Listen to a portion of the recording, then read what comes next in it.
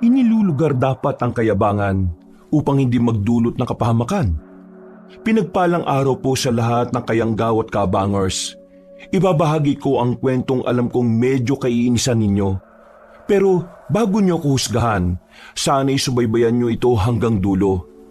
Isang pagsubok sa buhay namin ang dumagok na talagang nagturo sa amin na maging matino.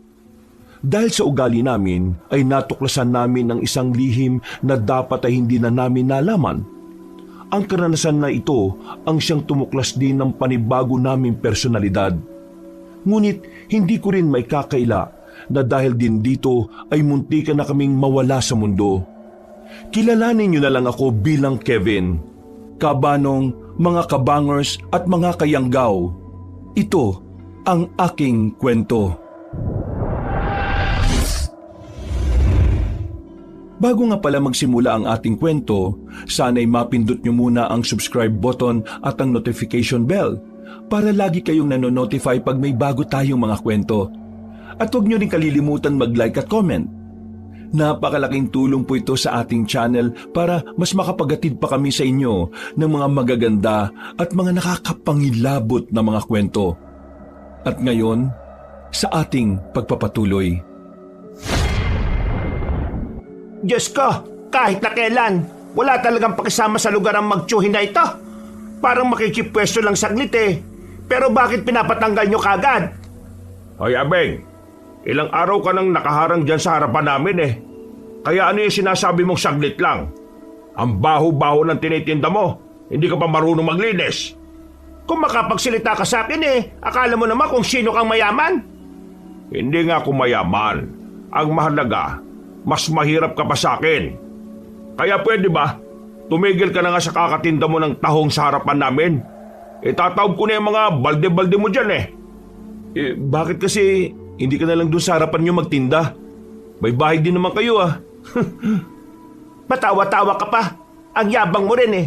Porque medyo nakakaluwag kayo sa buhay, ganyan na kayo sa mga taong lumalaban ng patas. Aling Abeng, may karapatan kaming palayasin ka sa harapan namin kasi harap namin yan eh. Ang mabuti pa, dalhin nyo na yung tinitinda ninyo. Kasi medyo nangangamoy ni. Pati ho kayo. Grabe ka naman. Huwag kang ganyan sa matatanda, Kevin. Matuto kang gumalang. Ay sige po, igagalang ko na po ang mabahong tindera ng tahong. Sige lang, tumawa-tawa lang kayo sa kayabangan nyo. Kakarmahin din kayo pagdating ng araw. Kailan darating ang araw? Bukas ng umaga, pagsikat ng araw? Oh tiyo, piloso po ka naman eh. Gumalang ka rin sa kasing edad mo. Ay, uso pala yon. Oo naman. Bago umalis si Aling Abeng ay tiningnan niya muna kami ng masama. Isang tingin na kung nakakamatay lamang yon ay baka paglalamayan na kami. Natatawa na lang kami ng tiyuhin ko. Gustong-gusto talaga namin na pinagtitripa ng matandang babae na yon. Ganun kasama ang ugali namin noong mga sandaling yon, Kabanong. Pero wala naman kaming pakialam. Ang mahalaga naman sa amin noon ay nakakapamuhay kami ng maayos. Iyayabang ko na rin lang, medyo may kaya kami sa buhay. Nakikitira ako noon sa tiyo ko na medyo maraming pera. May pautang siya at meron ding pwesto sa palengke. Nagbebenta ng isda at karne. Kilala rin si tiyo sa barangay namin dahil isa siya sa mga galanting tao. Pero isa rin siya sa pinakamayabang at kasama na ako ron. Busy talaga matandang lalaki yun ah. Pinabalik-balik tayo eh, hindi naman makapagbayad. Ganun talaga kapag mga hampas lupa. Ang lalakas ng loob magsiutang pero wala namang ibabayan. Kung hindi lang ako nawa sa mukhang unggoy na matanda na yon, baka hindi ko na pinahiram ng pera yun eh. Sino na bang susunod natin na sisinglin? Si Benjamin. Benjamin? Yan ba yung nanghiram ng pera sa iyo para ipadala sa kapatid niyang nasa Maynila? Yung hindi pa rin nakakabayad kahit 5 duling hanggang ngayon? Oo, siya nga. Walang yadin yung isang yun eh. Tamo, kapag wala pa siyang maibigay ngayon, mababangasan ko na mukha nun eh. Ako nang bahalang umisa doon. Matagal-tagal na rin walang nasusuntok tong kamao ko eh. Basta, hindi pwedeng hindi siya magbabayad ngayon. Kasi kapag nagkataon baka magdilim na paningin ko. Kalma lang tiyo. Hindi ka dapat masyado ma-stress sa mabababang uri ng nilalang. Binilisan namin lalo ni Tio ang paglalakad namin hanggang sa makapasok na rin kami sa isang barangay. Nagtitinginan pa ang mga tao roon. Parang alam na kagad nila kung sino ang pakay namin. Ilang beses na rin kasi kami bumabalik doon para maningil. Pero palagi kaming walang napapala. Lumabas ka dyan, Benjamin! Kung hindi, wawasakin namin tong pinto! Pare, huwag mo na kaming pagtaguan. Maniningil lang naman kami. Halos 5 minuto rin kaming nakikiusap na pagbuksan. Maya-maya lang ay bumungad na rin sa amin ng isang lalaki na may kapayatan. Nanlulubog na rin ang mga mata. Pangiti-ngiti pa siya pero dahil napipikon na si Tio, hinablot niya ang kwelyo nito palabas ng bahay. Tarantado ka, ah. Ngayon parang magtatago ka na. Hindi naman ako nagtatago. Kakagising ko lang kasi. Huwag niyo naman ako saktan. Hindi ka naman namin sasaktan kung makakapagbayad ka ngayon eh. Ano, saan nabayad mo? Tungkol sa utang ko sa inyo, wala pa rin akong pera ngayon eh. Yung kinita ko sa paglalako ng gulay kahapon at nung nakaraan, pinambayad ko lang din dito sa bahay. Kaya wala na rin talaga akong pera. Pasensya na talaga ha. Pasensya? Tingin mo madadala pa ako sa mga pasensya mo eh. Ilang beses ko nang narinig yan. Wala ka talagang kwentang tao eh. Ilang beses na akong naninigal sa'yo. Sana iprioridad mo naman ang utang mo sa akin kaysa sa iba mong utang. Hindayo pa ka talaga. Ha? Rico! Ano? Masakit ba? Eh kung yan na lang kaya ang ibayad mo sa akin, gagawin kitang punching bag para quits na tayong dalawa. Yan, kasi ayaw kasi magbayad ng utang eh. Ano? Ang sakit no? Hindi naman dapat kayo nananakit eh. Ang pera kikitain. Pero ang buhay ng ibang tao, hindi na mapapalitan. Paano kung may mangyaring masama sa ulo ko sa suntok mo, ha, Manggardo? Eh di mas maganda nga yun eh. Para mabawasan na rin ang mga kagaya mong walang silbi. Para kang insekto eh. Nakikisip-sip ka sa dugo ng iba pero hindi mo naman kayang palitan. Ano? Kailan ka magbabayad? Bigyan niyo pa sana ako ng 1 buwan. Magbabayad ako pag nabuo. 1 buwan? Nagpapatawa ka bang siraulo ka? Higit 1 buwan na ang binigay ko sa'yo, pero wala pa rin ako nakukuha sa'yo. Alam mo pre, abuso ka na eh. Kapag ikaw nasuntok ulit, kasalanan mo na yun ha. 1 linggo, Benjamin. 1 linggo. Kapag wala ka pa rin naibayad sa akin, ihanda mo na sarili mo. Hindi ko pa kaya ng 1 linggo, Manggardo. Alam niyo naman pong nagtitinda lang ako ng gulay eh. Malit lang po ang kitaan. Malit lang ang kitaan pero nagawa mong bayaran yung upa sa bahay na yan. Sinong naloloko mo, ha? Totoo naman po kasing. Kulit mo talaga pre. Huwag ka nang umangal. Maswerte ka na nga kasi yung iba pinabubugbog na lang ni Tio eh. Pero ikaw, may 1 linggo ka pa. Biglang hinawakan ulit ni Tio Gardo ang kwelyo ni Benjamin at malakas na sinandal sa dingding. Wala na kaming pakialam noon kung may iba pang nakakakita sa nangyayari. 1 linggo lang, Benjamin, ha? Kapag wala ka pang naibayad, baka makita na kayo ni San Pedro. Malakas na itinulak ni Tio si Benjamin at bumalandra pa ito sa harapan. Nakayuko lang siya at hindi makatingin na maayos. Tinawanan ko pa siya bago pa namin tuluyang lisanin ang bahay niya. Habang naglalakad kami, ay mura ng mura si Tio. Sa araw kasi na yon ay wala kaming nasingil. Sa kakamadali namin ang paglalakad, hindi inaasahan na makakabangga namin ng isang lalaki na maraming tato. Matangkad at medyo may kalakihan ng katawan. Tingin pa lang niya sa amin ay alam ko nang papalag siya. Di ba kayo tumitingin sa dinaraanan nyo? Kaya di nyo ako nakita? Kung tumitingin ka lang din naman eh, hindi ka rin naman namin mababangga. Ba't sinasabi mong kasalanan ko? Ikaw ang nagsabi niyan. Teka, hindi kayo taga rito, no? Eh ano naman, nabili mo ba ang barangay na ito? Malamang, hindi nyo ako kilala. Artista ka ba para kilalanin namin? Sayang lang ang oras eh. Mukhang papalag kayo eh, no? Bakit? Tingin mo natatakot kami sa tattoo mo? Baka hindi mo na itatanong. Meron akong binaldado dati at pinagbububura ko yung tattoo niya gamit ang suntok ko. Ah, talaga ba? Kailan yan? Yung hindi ka ba matanda? Ba't tarantado to ah? Oo, bikon si tanda oh. Gunang patulan yan, Tiyo. Mukha naman patapon na buhay ng isang yan eh. Itatapon nyo rin ang buhay nyo sa susunod na magkakasalubong tayo at ganito ang ugali nyo. Kaya kung ako sa inyo, magpakatino na kayo sakaling magkita tayo ulit.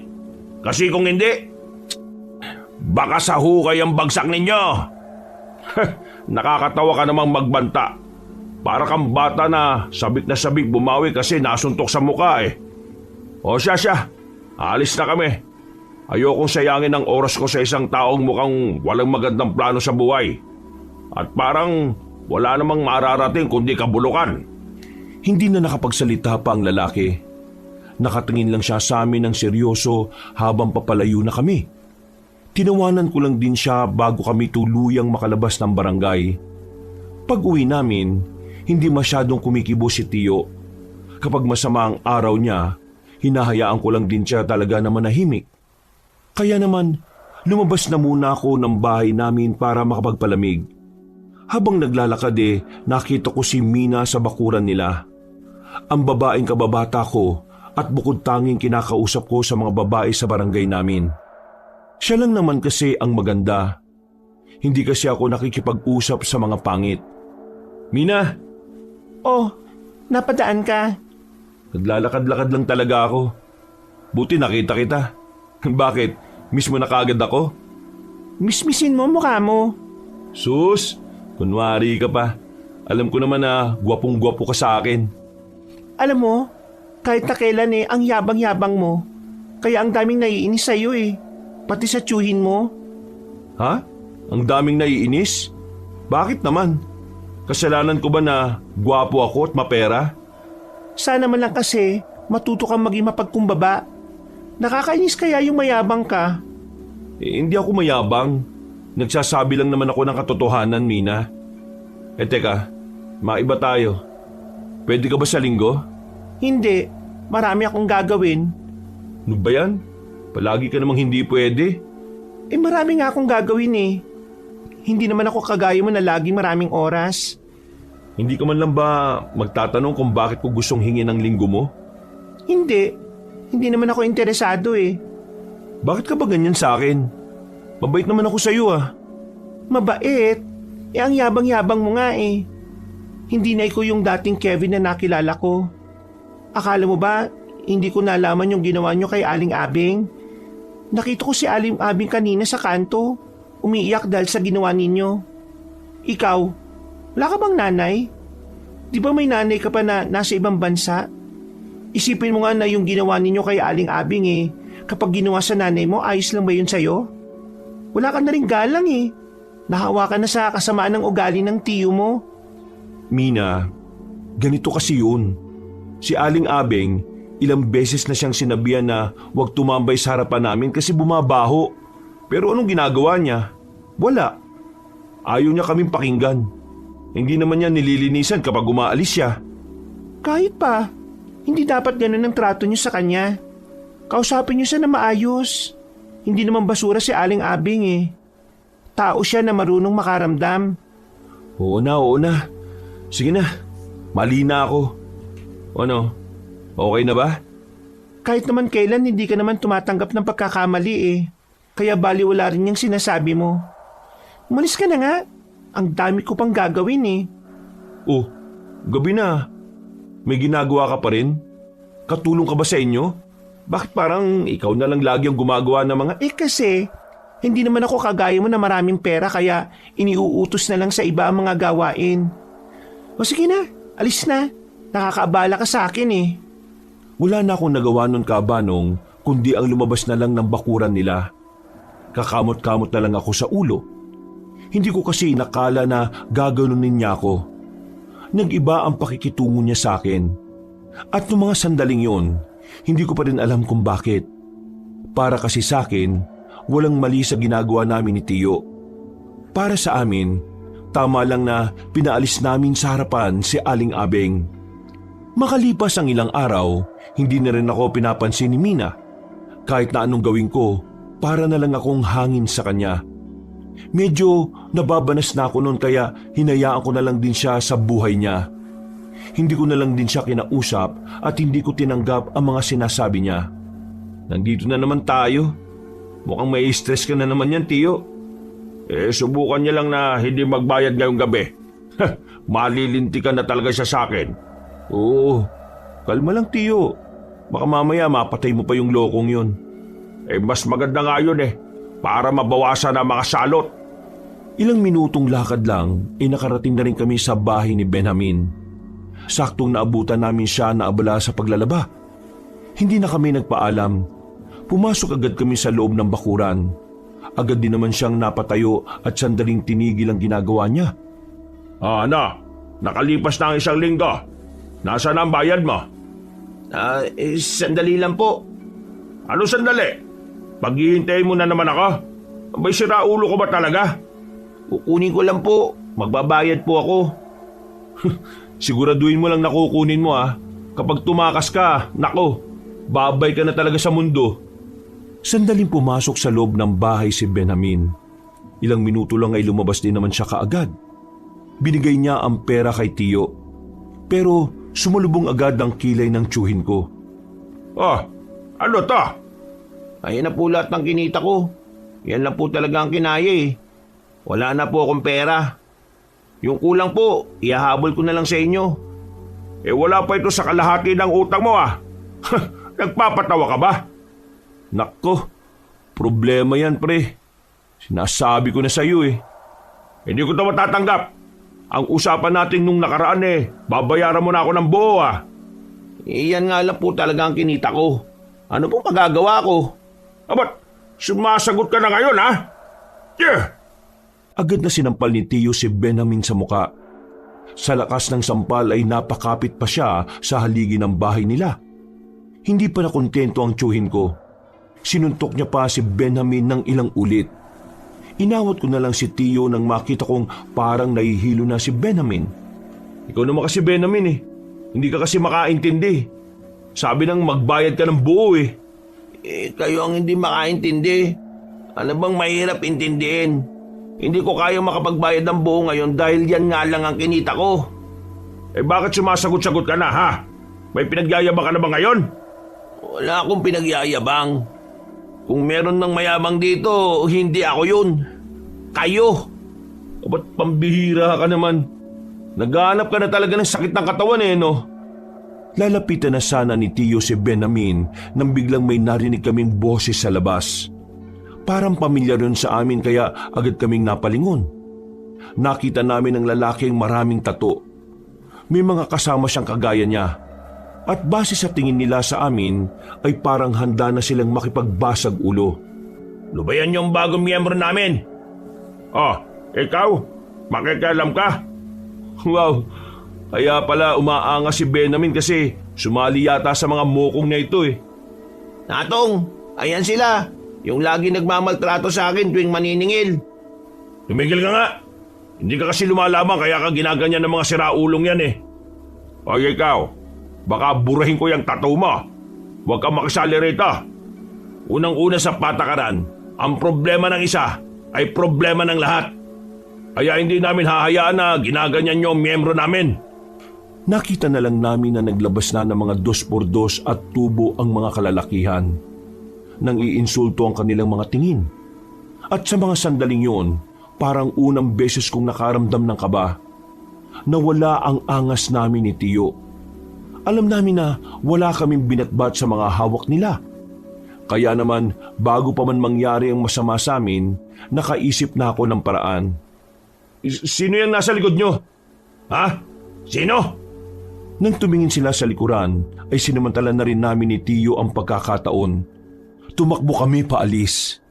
Nakalayo na kami nang malaman nilang niloko lang namin sila. Pero hinabol pa rin nila kami. Sigaw sila ng sigaw na papatayin nila kami. Ang tanging nagagawa namin noon ay kumaripas ng takbo. Hindi kami sasantuhin ng mga basag ulo na yon. Nang makalayo na kami, ay nawala na rin sila sa likuran namin. Ang problema nga lang, hindi na namin alam kung nasaan na kami. Naligaw na kami sa kagubatan. Nasa liblib na parte na rin kami. At kahit sumigaw kami ng saklolo doon, parang walang makakarinig sa amin. Napapakamot na lamang kaming dalawa ni Tiyo sa ulo. Tiyo, mukhang sobrang layo na nito sa pinanggalingan natin ah. Paano tayo nito makakauwi? Naliligaw na yata tayo. Mas pipiliin ko ng maligaw kaysa mabugbog ng mga siraulong yon. Matatapang lang naman kasi dahil may hawak-hawak silang pamalo eh. Tiyo, kahit wala silang hawak, hindi pa rin tayo uubra dun sa mga yon. Ako lang makakapalag sa kanila eh. Aba, isa ka rin palang siraulo eh no. Ano tingin mo sa akin eh, hindi sila kayang labanan? Ang sinasabi ko lang naman, dihado tayo sa bilang. Hindi naman tayo si FPJ para kayanin sila lahat kahit dalawa lang tayo. Yung Benjamin na yon, may araw din sa akin ang mokong na yun eh. Kapag nakita ko siya sa bayan eh, ipapabugbog ko siyang animal siya. Isa ka na natin isipin yan, Tiyo. Ang isipin natin ngayon, paano tayo makakalis sa gubat na to? Kanina pa tayo naglalakad dito pero parang pabalik-balik lang tayo rito kanina eh. Iniingkanto kaya tayo? Baliktarin mo na lang yung suot mo. Ha? Totoo ba yun? Sundin mo na lang. Tatanong-tanong ka pa eh. Binaliktad ko ang suot kong damit. Sinama ko na rin pati short. Nang ituloy namin ang paglalakad, nakalagpas na rin kami sa malaking puno na kanina pa namin nakikita. Lakad lang kami ng lakad, Kabanong. Hindi na namin namalayan na nakapasok na pala kami sa malaking bakuran. Sa hindi kalayuan, meron kaming natanaw na bahay. Madilim ang bahay na yon. Kung hindi lang dahil sa liwanag ng buwan, ay hindi namin agad yon mapapansin. Lalapit na sana kami sa bahay nang meron kaming mapansin sa kanang banda ng bakuran. May mga karne na parang naiwanan ng kung sinong nagcha-chop-chop doon. Akala namin nung una, pangkaraniwang karne lang yun ng baka o baboy. Pero nang lapitan namin, dito na namin nalaman kung ano yon. Natukoy namin na karne yun ng tao. Nang makita namin ang hita at mga braso na naroon.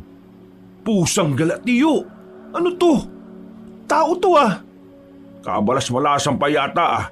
Mukhang serial killer tong napuntahan natin. Umalis na tayo dito, baka mamaya tayo pa gawing baboy nito. Kadiri! Aalis na sana kami sa bakuran na yon, pero bigla na lang may mga dumating. Hinila ko si Tiyo papunta sa gilid at nagtago kami. 7 tao ang dumating, kabilang na ang isang batang lalaki. Sa tono ng kanilang pananalita, para silang nanghihinayang. Tinuruan na kita kung paano humuli, hindi ba? Bakit nakatakas pa rin yung isang yon? Bakit? Hindi ka ba natututo sa mga tinuturo ko sa'yo, ha, Edong? Ginawa ko naman po ang lahat, Lolo eh. Pero sadyang marunong po talaga siyang lumaban. Kamutikan niya pa nga ako mapatay. Pero buti na lang nakagawa po ko ng paraan para hindi mangyari yun. Maniwala po kayo sa akin, Lolo. Ginawa ko po makakaya ko pero hindi pa po sapat ang kaalaman ko eh. Hindi ko tatanggapin ang dahilan mo, Edong. Saan ka natin? Walang mahina. Hindi ako papayag na ganyan ka. Eto, tandaan mo, Edong ha. Hindi ka pwedeng maging ganap na aswang kung ikaw ay isang lalampa-lampa. Naintindihan mo ba? Opo, naintindihan ko po, Lolo. Ituloy nyo na yung pagtatad ng karne. At mamaya darating ang mga bisita ko. Kung sana nakuha mo yung lalaki kanina, di sana mas marami sanang ihahanda mamayang madaling araw. Buisit ka talaga oh. Pasensya na po talaga. Ayoko nang marinig ang pasensya mo na yan. Gusto kong bumawi ka sa susunod. Pumasok na lang sa loob ng bahay ang matandang lalaki, Kabanong. Habang kami naman ni Tiyo, nagtitindigan ng mga balihibo namin ng mga sandaling yon. Hindi kami makagalaw nung una. Mga 1 minuto kaming napako sa kinatatayuan namin dahil sa natuklasan namin. Tiyo, narinig mo ba yung sinabi ng matandang lalaki? Aswang daw. Aswang daw sila. Oo, hindi naman ako bingi. Totoo pala talaga ang mga aswang, Tiyo. Diyos ko, kailangan na natin makalis dito. Totoo talaga ang mga yan. Kahit saan, kahit kaila. Kahit naman kailan hindi naman sila nawala. Idi, naniniwala ka pala talaga sa kanila. Kasasabi ko lang na totoo nagtatanong ka pa. Umalis na lang tayo rito at baka tayo pa yung gawin nilang bopis dito. Paalis na sana kami, Kabanong, pero meron kaming nakitang pusang itim sa daraanan namin. Nakatingin lang siya sa amin na parabang alam niyang hindi kami taga roon. Umiyaw siya ng umiyaw hanggang sa mapukaw na niya ang atensyon ng mga nasa bakuran. Nakita naming papalapit na ang batang lalaki sa amin. Wala na kaming sinayang na pagkakataon. Nilagpasan na namin ang pusa. Ang kaso nga lang, nakita na kami ng batang lalaki. Kumaripas na kami ng takbo. Pero sa pagkakataong yon, hindi na mga basag ulo ang humahabol sa amin kundi mga aswang. Nararamdaman ko ang mabibilis nilang takbo na parabang mga unggoy na lumalambitin sa mga puno. Tiyo, bilisan mo naman! Ang yabang mo porque mahaba yung hika mo. Matanda ka na kasi. Sira ulo! Sa sobrang taranta at takot namin, hindi na namin namalaya na nakalabas na pala kami ng kagubatan. Hindi na rin kami hinahabol ng mga aswang nang makita nilang nasa highway na kami. Meron na rin kasi mga dumaraan na sasakyan ng mga oras na yon. Mabuti na lang talaga at nakasakay na rin kami sa pinara naming jeep. Hingal na hingal kami ng tiyuhin ko kabanong sa loob ng isang oras. Ang daming nangyari sa amin. Parang nawala ang angas at yabang namin dahil doon. Habang nasa biyahe kami, natulala na lang ako sa labas. Hindi ko lubos maisip na ang mga nilalang na gaya ng aswang ay nabubuhay pa rin pala talaga sa panahong yon. Ang bihirang buhay ka. Akalain mo yon? Maniningil lang naman tayo pero ang daming nangyari. Ano palang gagawin natin ngayon, Tiyo? May dapat ba tayong gawin? Di wala. Ang ibig kong sabihin, namukhaan na tayo ng mga aswang. Kitang-kita nila yung mukha natin eh.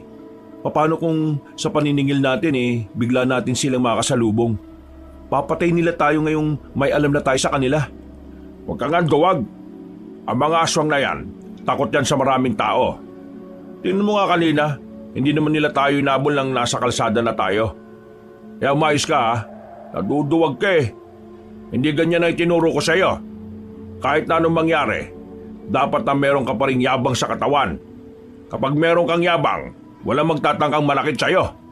Hindi naman ako naduduwag, Tiyo. Iniisip ko lang yung kapakanan natin.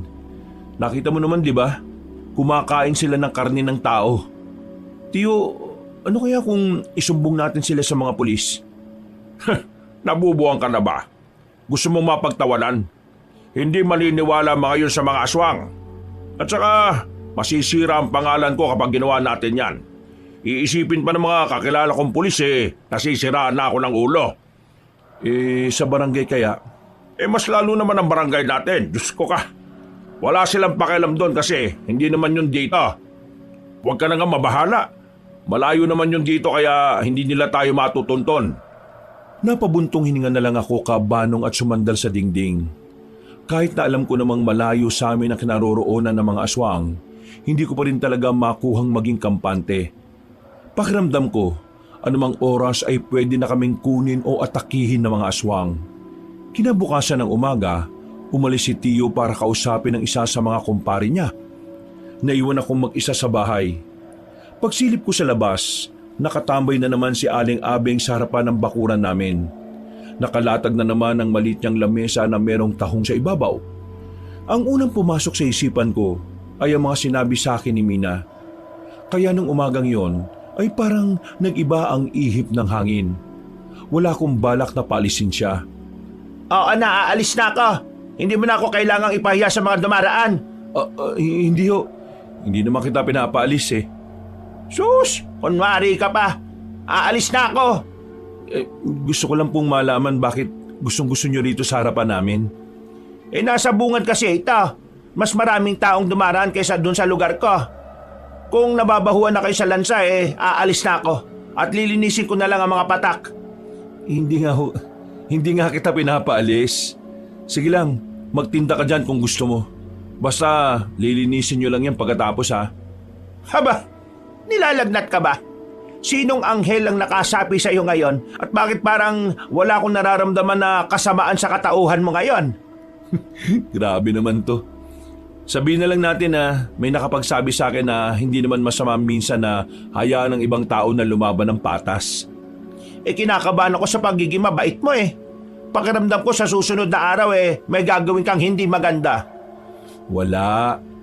Hindi naman ako masamang tao Mayabang lang ako. Pero kahit kailan, hindi naman ako nanakit. Meron lang akong gustong itanong sa inyo, Aling Bebang. Sana sagutin mo ng matino. Dahil mabait ka sa akin ngayon, sige, ano bang itatanong mo sa akin? Naniniwala ba kayong may mga aswang dito sa probinsya natin? Nakita ko ang pagbabago ng reaksyon ng mukha ni Aling Abeng Kabanong nang marinig niya ang sinabi ko. Tumingin-tingin siya sa paligid. Parang sinisiguro niyang walang makakarinig sa pinag-uusapan namin. Dahil sa ikinilos niya ay nakaramdam ako ng kaba. Namawis bigla ang palad ko.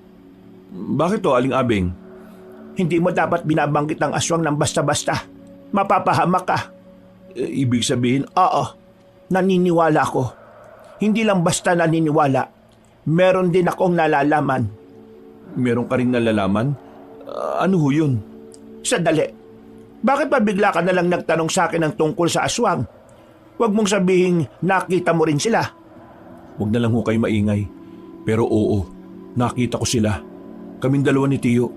Nakita namin sila sa gubat. May kinakarni nga silang tao Hinabol nila kami pero buti na lang at meron kaming lakas ng loob para tumakbo. Nakita ba nila ang mga mukha ninyo? Oo nakita nila. Nakto, magtago na kayo. Hindi naligtas ang buhay ninyo. Hindi na kami ligtas? Bakit? Lahat ng taong nakakakita sa kanila ay dinudukot nila. Hindi nila gustong alam ng mga tao na totoong nabubuhay pa sila. Malakas ang kutob ko na nagtatago sila dahil meron silang binabalak na kasamaan. Mukhang ang dami niyong alam Pwede bang sabihin ninyo? Hindi na tamang pinag-uusapan natin ito sa labas. O sige na, aalis na ako. Mamaya lilinisin ko na lang ang mga tulo ng tubig dito sa harapan ninyo. Sige na. Teka lang, sandali. Hindi na ako nilingon ni Aling Abeng. Diretso lang siya sa paglalakad. Sinubukan ko siyang habulin, pero mabilis siyang naglakad kaya hinayaan ko na lang. Bakit kaya takot na takot yun? Hoy, ano na naman ginawa mo kay Aling Abeng? Pinalayas mo na naman ba siya sa pwesto niya? Ilang araw mo akong hindi pinansin tapos pagbibintangan mo lang ako. Malamang gawain mo yun Wala akong sinabing masama sa kanya. Siya ang kusang umalis. Meron lang kaming pinag-usapan. Sus, dahilan. Kulit mo. Wala nga akong sinabing masama sa kanya. Nag-usap lang naman kami tungkol sa aswang Tungkol sa ano? Wala. Sabi ko, maganda ka, bingi ka nga lang. Hindi ko na hinintay pang makapagsalita siya. Inalisan ko na kaagad siya at bumalik na lang ako sa bahay.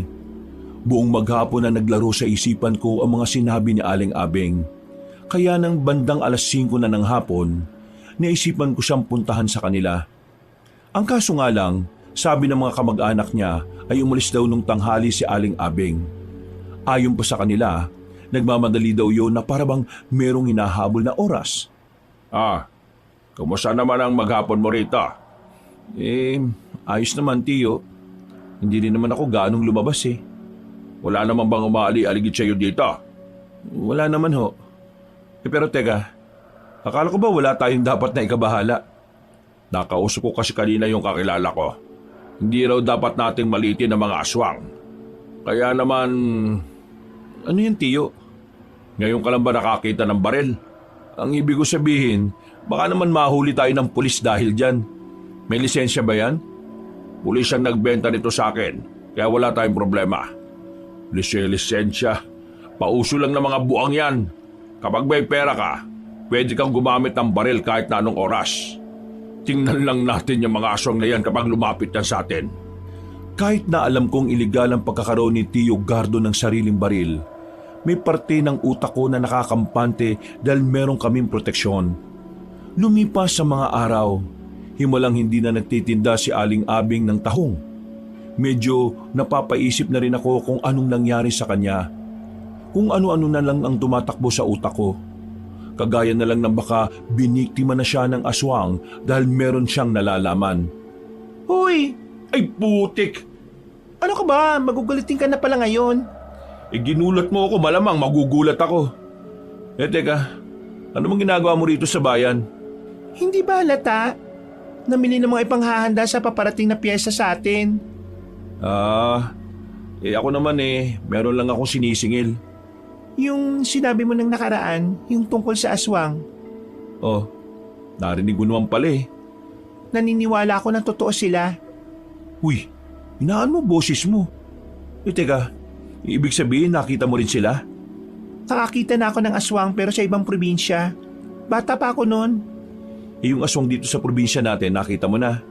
Ha? Meron ba? Meron. Pero huwag ka nalang maingay na sinabi ko sa'yo. Sinimulan kong ikwento sa kanya ang tungkol sa mga naranasan namin ng tiyuhin ko. Buti na lang ay nasa lugar kami na walang gaanong tao. Pinakinggan naman niya ang mga sinabi ko, pero hindi siya kumbinsido na sa akin ang galing ang kwentong yon. Bakit parang ayaw mong maniwala sa akin? Mukha ba akong gumagawa ng kwento? Hindi ako naniniwala sa kwento mo. Nagdududa lang ako na ikaw yung nagkwento sa akin yan. Ikaw na mayabang na walang ibang pinaniniwalaan kundi ang salita ng tiyuhin. Ikaw na si Raulo, tapos maniniwala sa aswang? Totoo nga sinasabi ko, Mina. Ganon din ang kinuwento ko kay Aling Abeng. Nako, iba na sigurong paraan mo para mantrip ng tao, no? Hindi na pagiging matapobre yan, ha? Pagiging mapanlin lang na. Mas malala. Ay nako, bahala ka na sa buhay mo kung ayaw mong maniwala. Basta ako, nagsasabi lang naman ako ng totoo. Nauna nang naglakad si Mina at sinundan ko naman siya. Paparating na kami sa sakayan ng jeep nang biglang may mapansin akong sumusunod sa akin. Pasimple akong tumingin. Nakita kong dalawang lalaking nakaitim. Mabilis ang lakad nila kaya binilisan ko na rin ang lakad ko. Hinila ko na rin si Mina para maisabay ko siya sa pag-alis. Pagdating namin sa terminal, walang bakanting sasakyan. Nakipagsiksikan kami sa mga tao. Napansin ko na nakatingin din ng dalawang lalaki sa amin. Bakit mo ba ako kinakaladkad? Marunong naman ako maglakad, ah. Nakikita mo ba yung dalawang lalaking yon? Sinusundan nila ako. Tingin ko mga aswang sila eh. Nakilala nila ang mukha ko kaya hinahanap na nila ako. Ang mabuti pa, mauna ka na umalis. Sumakay ka na kaagad kapag may bakante na, ah. Sasakay talaga ako. Anong gusto mo? Lalakarin ko hanggang barangay natin? Kainis ka talaga. Medyo nainis ako kay Mina noong mga sandaling yon dahil parang wala lang sa kanya ang sinabi ko. Hindi ko na lang yun inintindi. Nang dumating ang bagong jeep ay tinulak ko na siya papasok sa loob. Hindi ako pwedeng umuwi habang may sumusunod sa akin dahil baka matuntun nila kung saan ako nakatira. Pag alis ng jeep, sinamantala ko ang pagkakataon na marami pa ring tao sa terminal. Palima kong umalis doon. Akala ko noon ay matatakasan ko na ang mga humahabol sa akin, pero nagkamali ako. Pagpasok ko sa isang iskinita, hinarang ako ng dalawang lalaki. Babalik sana ako pero dumating naman ang batang lalaki. Kung makatingin siya sa akin ay parang mas matanda siya kaysa sa akin. Isang malaking pagkakamali ang magkaroon ng kaalaman tungkol sa amin, kuya. Hindi nyo na dapat inalam pa ang isang madilim na lihim. Ha? Anong sinasabi mo dyan? Hindi ko alam ang sinasabi mo, no? Padaanin niyo nga ako. Isang patakaran. Kung sino ang makakatuklas ng aming tirahan, kailangang iligpit, patayin, kunin ang katawan at gawing pagkain sa hapunan. Ikaw kabata-bata mo pag ganyan ka na magsalita. Wala ka bang mga magulang? Mukha lang akong bata sa paningin mo, kuya. Pero mas matanda pa ang pag-iisip ko kaysa sa matandang kasama mo nung gabing yon. Sige, subukan mong lumapit. Masasapo kita kahit na bata ka. Hindi mo na mapipigilan ang pamamaala mo dito sa mundo, kuya. Ianda mo ng sarili mo. Kasi, Biglang nataranta ang mga aswang dahil sa magkakasunod na putok ng baril. Nagpulasa ng mga yon. Agad na rin silang umalis nang dumating naman ang grupo ng kalalakihan. Pagtingin ko sa kanila ay nakilala ko ang dalawa roon. Si Benjamin at ang lalaking maraming tattoo sa katawan. Kayo? Oo, kami nga. Bakit? Papalag ka ba? Teka sandali. Pag-usapan muna natin to. Bakit parang maamong tuba ka ngayon ha, Kevin? Nung nakaraan sinasaktan nyo kami ng tiyuhin mo ha. Bakit naman ako papalag sa inyo? Marami kayo. Isa pa. Huwag ka nang dumaldal. Kunin niyo yan. Tuturuan natin yan ng leksyon dahil sa ginawa niya kay Benjamin. Pero paano yung aswang, boss? Hindi na natin maabutan ng mga yun. Pero siguradong patay naman na yung isa ron. Dahil tinamaan ko ng maraming bala. Uy, saan nyo ko dadalin? Kidnapping to ah. Huwag ka na maingay kung gusto mo pang makarating ng buhay sa pupuntahan natin. Anong gagawin niyo sa akin? Uy, Benamin, pigilan mo nga sila. Hindi ako pwedeng makialam sa desisyon ni boss. Paparusahan ka lang naman eh. Hindi ka naman papatayin. Ha? Paparusahan? Lang? Alam mo naman kung anong pagpaparusang gagawin nila eh. Sabi nung manahimik eh.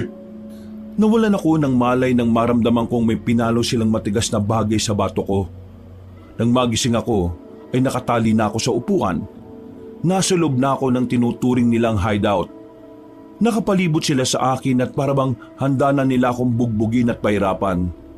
Kabadong-kabado ako noon ng mga sandaling yon. Kahit hindi ako pala simba, bigla akong natutong magdasal. Parang awa niyo na. Huwag niyo akong papatayin. Sinong nagsabi na papatayin ka namin? Mabubuhay ka. Pero siyempre, mararanasan mo munang maghirap. Benamin, alam kong hindi ka kagaya nila. Matitis mo bang makita ang gagawin nila sa akin? Matagal na panahon na ako nagtitimbi sa mga taong nangaambuso sa akin. Matagal na panahon na ako naging mabuting tao sa lahat. Kahit sa mga taong hindi ako ginagalang. Kaya ngayon, yung konsyensya na meron dapat ako ngayon, matagal na akong tinakasan. Mukhang masarap tong kadena na ilatay sa katawan mo no? Pero hindi natin malalaman kung masarap nga ba kung hindi natin susubukan. Ano? Handa ka na ba, boy? Teka, sandali. Yung mga aswang. Ha? Alam nyo rin yung tungkol sa mga aswang. Hinahanap nyo ba sila? Bakit nyo sila tinutugis? Nagkatinginan sila dahil sa sinabi ko. Nagtataka at parang bigla silang naging interesado sa nalalaman ko. Kaya naman, ibinaba na muna ng lalaking si Atong ang hawak-hawak niyang kadena. Umupo siya sa harapan ko at tumingin na masama sa akin. Bakit? Anong nalalaman mo sa mga lintik na nilalang na yon? Kung pakakawalan nyo ako dito, ituturo ko kung nasaan sila nagkukuta. Basta, huwag nyo lang ako saktan at pakawalan nyo na ako dito. Anong tingin mo sa akin, tanga? Paano nga ako makakasiguro kung totoong alam mo nga kung nasaan sila? Lumang style na yan, boy! Style mo, bulok! Kung talaga nagdududa kayo, sasamahan ko pa kayo papunta sa lugar nila. Sasamahan mo kami? Sigurado ka ba talaga sa sinasabi mo? Kung yun ang tanging paraan para maniwala kayo, di sige. Paano mo nalaman ang kuta nila? Ha? Paano? Nung gabing tinakbuhan namin kayo, napadpad kami sa gubat. Kakatakbo namin. Hindi na namin namalayan na nakarating na kami sa isang malawak na bakuran. At sa bakuran na yon, naroon ang mga aswang. Hinabol nga nila kami nang malaman nilang naroon kami. Mabuti na lang kahit papano, swerte kami ni Tiyo. Nakatakas kami at nakarating kami ng kalsada. Tapos, nakasakay na kami pa uwi. Kayo, bakit nyo sila hinahanap? Anong nagawa nila sa inyo? Ituturo mo sa amin kung nasan sila. Sasamahan mo kami. Kapag sinubukan mong gumawa ng kahit anong kalokohan, todas ka! Pansamantala nila akong pinakawalan ka, Banong. Pero nasa loob pa rin ako ng hideout nila. Nakabantay sa akin si Benjamin. Habang abala ang iba sa labas, sinamantala ko ang pagkakataon para malaman ang dahilan kung bakit tinutugis nila ang mga aswang. Benjamin, dun sa mga nangyari, pasensya na. Alam ko, mali yung ganun eh. Pero ginawa pa rin namin. Nakilala ko si Mang Gardo noon kasi naging isa ako sa trabador niya. Noon pa man, alam ko nang ganun ang ugali niya. Pero ikaw, alam kong naimpluwensyahan ka lang ng kayabangan ng tiyuhin mo eh. Sana lang magbago ka na. Kasi kung hindi, magiging kagaya ka ng tiyuhin mo. Masama ang ugali, walang konsiderasyon, nananakit, at higit sa lahat, mata pobre. Pasensya na ulit. Susubukan ko magbago. Huwag mo subukan. Gawin mo. Oo naman. Siya nga pala. Ano bang meron? Bakit hinahanap niyo yung mga aswang? Yung kapatid ni boss sa labas, pinatay na mga aswang nitong nakaraan. Magkakasama kami nun sa gubat kaya alam naming totoo talaga ang mga kagaya nila. Kaya itong si boss, nakatuon ang atensyon niya kung paano siya makakaganti sa mga nilalang na yon.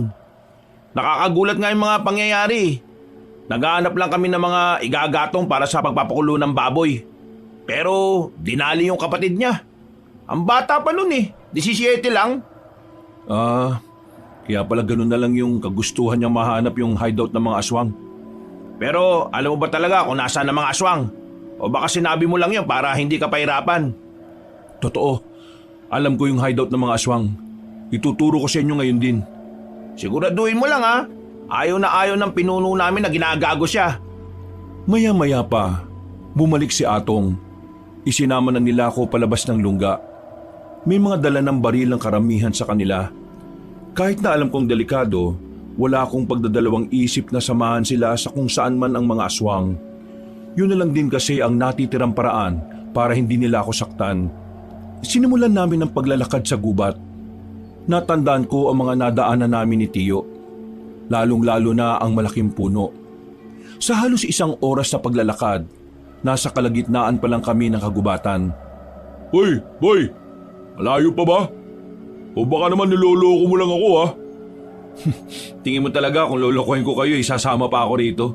Pwede naman akong tumakbo na lang kanina pero hindi ko ginawa. Hindi mo ginawa kasi mamamatay ka sa bala ng baril.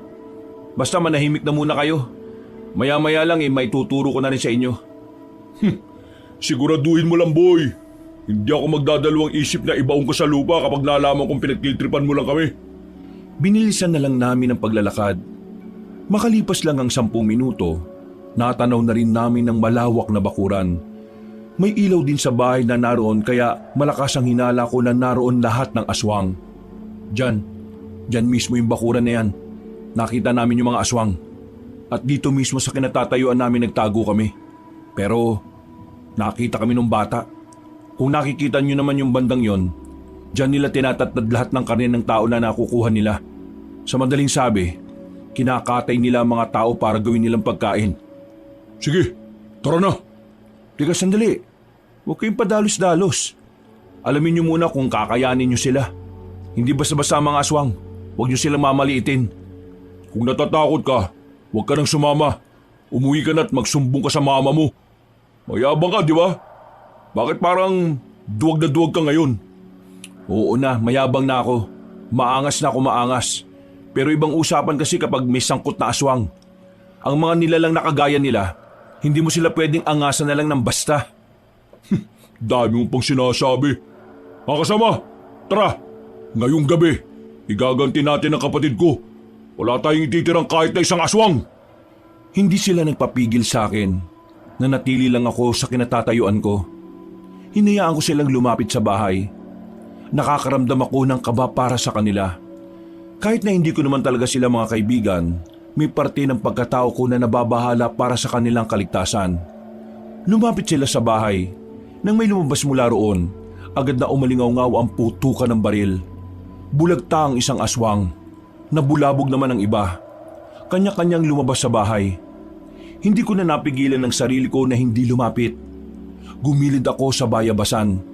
Mas malapitan kong natutunghayan ang mga nangyayari. Pagbabayaran yung ginawa niyo sa kapatid ko! Uubusin namin kayo! Pinagbababaril nila ulit ang mga aswang. Isa-isang bumagsak ang mga yun sa lupa. Pero wala roon ang batang aswang na nakausap ko. Bagay na nagdulot sa akin ng takot at kilabot. Boss, patay na silang lahat. Wala na, patay na. Yung batang aswang, kasama ba sa mga napatay natin? Wala boss di namin siya nakita. Sige, libutin ang area na to. Siguradong nandito lang yan. Hinanap nila ang bata pero hindi nila yon nakita. Palagay ko, nakaramdam ang batang aswang na darating kami. Pero hindi pa rin nawala ng pag-asa si Atong na muling babalik ang batang yon. Lumapit sila sa akin at sinamahan ako sa pagtatago. Halos 1 oras din kaming nagsiksikan sa malamok at masikip na bayabasan. Boss, mukhang hindi na babalik yung hinihintay natin. Kanina pa tayo rito Palagay ko kailangan na nating umalis. Baka nakapagsumbong na yun sa lolo niya. Ibig mo sabihin, hindi lang sila ang aswang? Oo, narinig ko nitong nakaraan na meron silang mga bisita. Sa palagay ko mga aswang din. Marami sila. Hindi lang natin nakikita yung iba. Kaya kung ako lang ang masusunod, aalis na tayo rito. Hindi ako papayag. Kitang-kita ko na yung batang yun ang humila sa kapatid ko bago siya pinatay. Kaya humanda sa akin yung aswang na yun. Boss, ayan na siya. Nakita namin na nilapitan ng batang aswang ang mga kasamahan nitong nakabulagta sa labas ng bahay nila. Naririnig namin ang angil ng bata na tila galit na galit. Si Atong naman, palihim niyang itinutok ang baril kung nasaan ang batang aswang. Pagharap ng bata sa amin, agad na kinalabit ni Atong ang gatilyo. Bagsak agad ang batang aswang ng tama nito sa balikat. Mabilis kaming lumabas sa lungga namin at saka pinalibutan ng bata. Kayo pala ang may kagagawa ng lahat ng ito. Akala nyo ba'y makakatakas kayo sa ginawa nyo? Hindi! Hahanapin kayo ni Lolo Paing. Ituro mo na lang sa akin kung nasaan yung matandang paing na yan. Para naman matuwa ako sa'yo. Hindi ko na kailangan pang ituro kasi siya na mismo ang hahanap sa inyo. Sige, ayaw mo ha. Pagtutok ni Atong ng baril ay agad na akong tumalikod. Isang putok ang narinig ko na siyang nagpatahimik sa batang aswang. Napabuntong hininga na lang ako. Kahit na aswang yon, bata pa rin ang tingin ko sa kanya. Kaya hindi ko alam kung tama lang ba na tinapos ni Atong ang buhay niya. Boss, hindi kaya mali na pinatay mo yung bata? Masyado ka pa talagang bagito, Benamin. Hindi tao ang batang yan. Nagdudulot yan ng kapamakan sa mga tao. Kaya nararapat lang na iligpit siya. Wala na tayong kailangan dito. Tara, malis na tayo. Nauna nang naglakad si Atong na parabang walang nangyari. Sinundan na lang namin siya at madaling nilisan ng lugar. Nakabalik naman kami sa hideout nila. At gaya ng napag-usapan, hindi na nila ako sinaktan. Matapos kong makahingi ng paumanhin kay Benamin ay bumiyahin na rin ako pauwi sa amin. Bakit ngayon ka lang? Anong oras na? Tiyo, yung mga aswang. O bakit? Sinundan ka na naman ba? Hindi. Pinuntahan namin yung mga aswang kanina. Abay, siraulo ka na ba talaga? Bakit mo ginawa yon? Teka, sino kasama mo? Si Benamin, pati yung mga basag ulo na tinakasan natin. Wala akong choice eh. Dinala nila ako sa hideout nila. Ito-torture na nila ako, kaya sabi ko, ituturo ko sa kanila kung nasaan yung mga aswang. Ay, Diyos ko naman. Katangahan na naman ang pinairal mo eh. Pero, bakit ba nila hinahanap yung aswang? Anong trip ng mga mokong na yon? Pinatay ng aswang yung isang kapatid ni Atong. Si Atong yung pinuno ng gang nila. O tapos ngayon, inubos nila yung mga aswang at kasama ka sa paglaga sa kanila. Nanood lang ako, Tiyo. Pero ikaw ang nagturo. Alam mo, kapag nalaman ng ibang aswang ang nangyari sa mga kasamahan nila, ikaw at ako lang ang babalikan ng mga yon. Kasi tayo lang naman ang nakita nila eh. Pero patay na silang lahat eh. Wala na tayong dapat na ikabahala. Paano ka nakakasiguro na ang lahat ng aswang na pinatay nyo yun din yung mga aswang na nakakita ng mukha natin? Paano kung may isang nakalusot at nakapagsumbong sa iba nila kasamahan? Di tayo malalagay sa panganib. Hindi ka talaga nag-iisip eh. Itinuro ko lang naman yung para nga iligtas ang sarili ko eh. Tinis mo na lang sana, Kevin. Kesa naman mga aswang ang pumatay sa atin. Nung gabing yon ay medyo sumama ang loob ko sa tiyuhin ko, Kabanong. Hindi ko kasi inakala na gano'n na magiging reaksyon niya. Pakiramdam ko kasi, wala talaga siyang pakialam sa akin. Parang may pakialam lang siya sa akin kapag sinasabayan ko siya sa kayabangan niya. Hindi na lang ako nakipagtalo pa. Sinubukan ko na lang na matulog. Kinabukasan, nakita ko si Aling Abing. Wala siyang daladalang tahong na paninda niya. Agad ko naman siyang nilapitan. Kinausap ko siya ulit tungkol sa mga aswang. At dahil dito, inimbitahan niya na lang ako sa bahay niya para doon pag-usapan ng mga bagay-bagay. Nakaka-relax naman dito sa bakuran niyo. Ang daming magagandang halaman tapos may mga ibon pa. Sa totoo lang, hindi ko inakala na magkakaroon ng magandang pagbabago sa katauhan mo, Kevin. Akala ko talaga habang buhay ka ng mayabang. Pasensya na po ulit ha. Kevin, malaking gulo ang ginawa ninyo. Wala akong magawa nun, Aling Abing. Hindi ko na sila kinaya pang pigilan eh. Hindi sila titigil hanggat hindi sila nakakaganti. Brutal ang mga aswang kapag sila ang gumanti. Lahat, damay. Sa totoo lang, yun din ang kinatatakot ko. Pero si Tiyo, nagagawa niya pa rin kumalma eh. Habang ako, nahihirapan na ako makatulog sa gabi dahil lang sa mga nangyari. Umalis ka na rito sa probinsyang ito. Iwan mo na ang tiyuhin mo kung talagang gusto mong makaligtas. Napaisip ako sa sinabi ni Aling Abing, Kabanong. Kahit na ubod talaga ng yabang at kaangasan ng tiyuhin ko, hindi ko pa rin maisip na iwan siya sa kaligitnaan ng problema. Parang tumatayo na rin siyang pangalawang ama ko mula nang magtrabaho sa ibang bansa ang tatay ko. Ang pagmamahal na meron ako para sa tiyuhin ko ay gaya ng pagmamahal ko sa mga magulang ko. Kaya hindi ako nakapagsalita sa sinabing yon ni Aling Abing. Aling Abing, pwede ko bang malaman kung bakit ang dami mong alam sa mga aswang? Linya ng aming angka ng pagtugi sa mga aswang noong araw. Naging tradisyon sa aming angka na kailangan may mapatay na aswang o maubos na aswang kada taon. At ang pagiging manunugis ay pinamana sa mga bagong henerasyon. Pero tumanggi ako ron. Kahit inaral ko noon ang tungkol sa mga aswang, mas pinili ko pa rin umalis sa angkan ko at mamuhay na lang ng payapa. Pero ngayon, mukhang unti-unti na rin akong hinahatak pabalik kung saan talaga ako nagmula. Alam niyo po ba kung paano sila pipigilan? May mga aswang na namamatay sa bala ng baril at meron din namang hindi. Kapag ang mga aswang na malalakas ang nakaharap natin, wala nang kwenta ang baril kahit na anong kalibre. Ang natatanging paraan para matalo sila, aralin ang tamang pakikipaglaban, ang pakikipagpatayan sa mga aswang ng harapan. Kevin, mag-iingat ka. Huwag kang makakampante sa paligid mo. Lalong-lalo na kung gabi. Ang pagkalagas ng maraming bilang ng aswang ay malaking alarma para sa kanilang lahi. Kaya asahan mong malala rin ang magiging kapalit nito. Kung lahi ng manunugis ang angkan nyo, baka may alam kang marunong magturo kung paano labanan ng mga aswang. Gusto ko matuto para protektahan ang sarili ko eh. Kaya kitang turuan, pero hindi sapat na ikaw lang, Kevin. Kailangan natin ng bilang para protektahan ang mga sarili natin, para pigilan ang masasamang balak nila sa sangkatauhan. Napatango na lang ako sa sinabi niyang iyong kabanong. Hanggang sa makauwi na ako sa amin ay iniisip ko pa rin ang napag-usapan namin. Dakong 10:00 ng tanghali, isang ideya ang pumasok sa utak ko. Hindi ko rin alam kung bakit gano'n na lang ang interes ko na kalabanin ng mga aswang. Na kung tutuusin, pwede namang hindi na lang ako makialam at manahimik na lang. Inyo na husokli, Manong. Salamat ah. Kumaway pa sa akin ang matandang driver nang paandarin na rin niya ang tricycle. Nasa harapan ako noon ng bahay ni Benjamin. Wala siya sa bakuran niya kaya dumiretso na ako sa loob.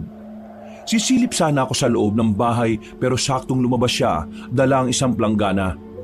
Oh, bakit nandito ka? Kung nandito ka kasi nakokonsensya ka sa mga ginawa mo sa akin nung nakaraan hindi na kailangan. Napatawad na kita. Basta wag niyo na lang akong guguluhin ha. Magbabayad naman ako kapag may pera ako eh. Hindi yun ang pinunta ko dito. Wala na akong pakialam sa utang mo sa tiyuhin ko. Narito ako para pag-usapan yung tungkol sa mga aswang. Hoy, bakit? Ano na naman ba yan? Nasa panganib ang mga buhay natin. Gaganti sila. Kaya dapat natin paghandaan yon. Nakahanda naman kami. Sa katunayan, bibigyan nga rin ako ni Bossing ng sarili kong baril. Hindi uubra ang baril. Base sa kakilala ko na may alam sa mga aswang, may mga aswang daw na hindi tinatabla ng bala. Parang kalokohan naman yata yan. Ano sila? Si Superman? Naniniwala ako sa sinasabi na kakilala ko kasi may lahing manunugis yon. Yung angkan nila, dating pumapatay ng mga aswang. Kaya alam kong may alam talaga siya. Ano ba talaga gusto mong sabihin? Pwede tayong magpaturo sa matandang yon kung paano lalabanan ng mga aswang gamit ang sandata na makakapatay sa kanila. Sigurado ka ba dyan? Oo, sigurado ko. Mukha ba ako nagtitrip? Laki ng pinagbago mo ah. Dati napakayabang mo. Ngayon, aswang lang ang pinagkakaabalahan mo. Hindi ako nakikipagbiruan, Benjamin. Hindi ka ba nababahala na isa kasama matay kapag binalikan nila tayo? May kapatid ka sa Maynila na nag-aaral, di ba? Kapag namatay ka, sino na lang magtataguyod sa kanya? Isipin mo nang mabuti. Kaya nga itong ginagawa ko eh. Sinusubukan kong isama ka sa plano na naiisip ko. Kailangan meron tayong alam, Benjamin. Kung wala rin tayong magagawa para ipagtanggol ang sarili natin. Sandaling napaisip si Benjamin. Tumingin siya sa malayo na parabang malalim ang iniisip. Maya-maya lang, pumayag na rin siya sa gusto kong mangyari. Pinaliwanag ko sa kanyang lahat ang gagawin namin. Naintindihan naman niya at sumang-ayon siya roon. Kaya naman, wala na kaming sinayang na sandali. Pinuntahan agad namin si Atong sa hideout nila. Sinabi namin sa kanya ang plano namin. Pero sa kasamaang palad, hindi pumayag si Atong. At talagang iniisip mo na susunod ako sa'yo? Bakit? Sino ka ba? Hindi ko naman sinasabing papasunurin kita. Ang gusto ko, ikaw ang maging leader ng magiging grupo natin laban sa mga aswang.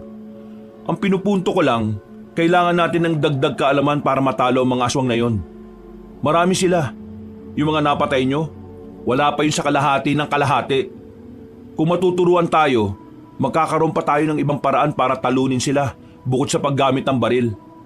Bossing, alam kong nababanas ka sa mukha ni Kevin. Pero may punto siya. Magandang paghahanda ang sinasabi niya. Kasi sa ginawa nating paglagas dun sa mga aswang, malamang sa malamang, pinaghahanap na nila tayo. Wala tayong ideya kung anong klaseng aswang sila, kung gaano sila kabangis at kung ano yung mga kaya nilang gawin. Nagawa nating talunin ng mga aswang na inabutan natin sa bahay na yon. Ibig sabihin, magagawa rin nating talunin ng iba. Kaya wala tayong dapat ikabahala. Hindi pare-pareho mga aswang. Yung mga natalo nyo, mabababang uri lang sila. Wala pa rin yung mga aswang na talagang masasabi nating delikado at mapanganib. Ayoko pa rin. Kaya umuwi ka na. Wala kang mapapala rito. Ibang grupo na lang ang utuin mo. Hindi naman to para sa akin lang eh. Para to sa ating lahat. At kailan ka ba nagkaroon ng concern sa ibang tao?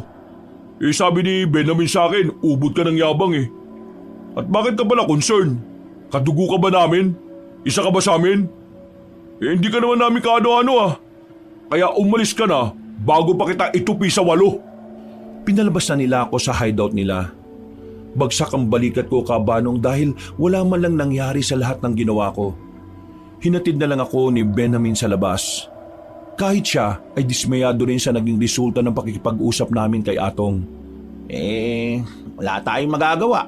Yun ang naging desisyon niya eh. Basta, sabihan mo ako kaagad kapag nagbago ang isip niya. Itong cellphone number ko. Tawagan mo ako kaagad Uwi na lang muna ako. O sige, mag-ingat ka. Nakakaisang hakbang pa lang ako nang makarinig kami ng sunod-sunod na putok na nanggagaling sa loob ng hideout. Nataranta kami at naalarma. Papasok sana kami ni Benjamin pero nakita namin sa bubungan ng mga aswang na naroon. Mabilis kong hinila si Benjamin sa gilid para makapagtago. Nagsisimula na sila. Sila bossing, kailangan ko silang tulungan. Dito ka muna. Nakikita mo naman, di ba? Masyado silang marami. Pero makinig ka sa akin. Kahit gustong-gusto niyang pumasok sa loob, ay hindi ko talaga siya pinayagan. Tumagal ng halos 5 minuto ang nangyayaring gulo. Maya-maya pa, umalis na rin ang mga aswang. Sugatan ng ilan sa miyembro ng kanilang samahan. Pero si Atong naman ay nanatiling walang galos. Sa nangyaring yun, walang nagawa si Atong kundi ang pumayag na lang sa aluko sa kanila. Nilisan namin ang hideout nila at nagtungo kami sa bahay ni Aling Abeng. Tulala si Atong noon. Hindi siya makapaniwala na kahit hindi ba kumakagat ang dilim ay inatake sila ng mga aswang. At wala ring nangyari sa mga dekalibre nilang baril. Samantala, kinabigla ni Aling Abeng ang pagdating namin sa bakuran niya. Nagtataka rin ang ibang tao na nakakakita dahil ang dami namin. Aling Abeng, eto na po sila. Hindi mo naman ako sinabihan na ngayon kayo darating. Biglaan din eh. Inatake kasi sila ng mga aswang kanina. Sila yung mga pumatay sa mga aswang na nakita namin sa gubat. Totoo bang matutulungan mo kaming kalabanin ng mga nilalang na yun? Kung hahayaan niyo akong tulungan kayo, gagawin ko ang makakaya ko para magkaroon kayo ng kaalaman. Nagkatinginan kaming tatlo ng mga sandaling yon, Kabanong. Sa puntong yon ay parabang sa mga tinginan namin ay nagkakasundo na kami. Ang araw na yon ang unang araw na sinimulan kagad namin ang pagkatuto mula kay Aling Abeng. May mga pinabasa siya sa aming libro. Mga bagay tungkol sa mga aswang. Sa mga sumunod naman na araw, tinuruan na niya kami kung papaano hinaharap ang aswang gamit lang ang itak. Makalipas lang ang 2 linggo, kahit papaano ay alam na namin kung papaano kakalabanin ang mga nilalang na yon. Sinasabi niyo na hindi nga tinatablan ng balang ibang aswang eh. Tapos ngayon, itak ang gagamitin namin para kalabanin sila. Pasensya na nalalabuan kasi ako eh. Siguro nga isang pangkaraniwang sandata lang ang itak. Pero para maging espesyal ito, may kailangan pa akong gawin.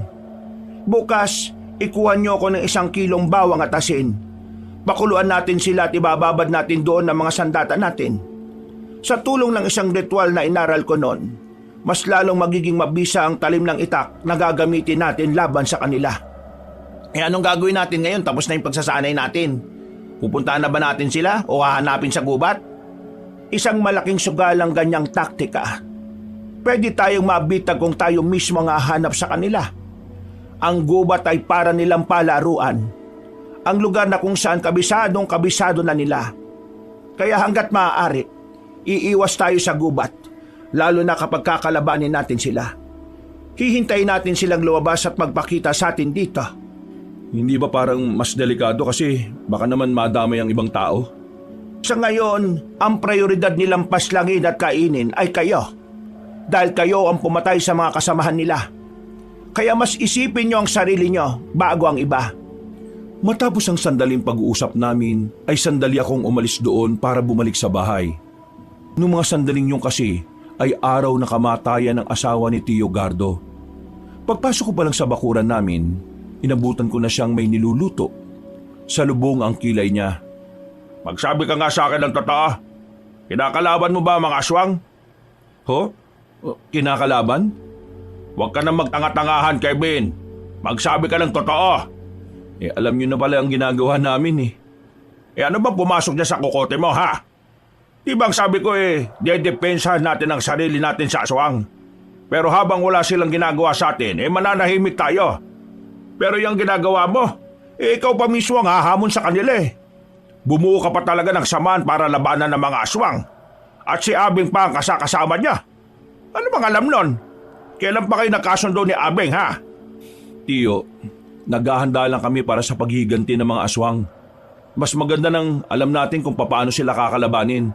Kaysa naman kung kailan nandyan na sila saka lang hindi ka kasi nakikinig Di ba ang sabi ko, ako nang bahala kung sakali mang dumating sila. Kaya nga ako nagkaroon ng baril Para saan pa to kung hindi ko magagamit sa kanila? Kaya ikaw, Tio, hindi naman kasi lahat ng aswang tinatabla ng bala Ha? Sino may sabi? Si Abeng? Nakto! Nagpapaniwala kayo sa isang yun Sira na ulo ng matandang yan. Hindi naman ganun si Aling Abeng. Nakilala ko siya at mas naintindihan ko na ang pagkatao niya. Kaya nga humingi ako ng paumanhin sa mga nagawa ko sa kanya noon Kaya pala magkasundo na kayo. Tio, gusto ko nang baguhin ang buhay ko. Ayoko nang mag-angas-angasan at maging mayabang. Gusto ko maging mabuti sa lahat ng tao. Ayoko na ng dating ako. Sus!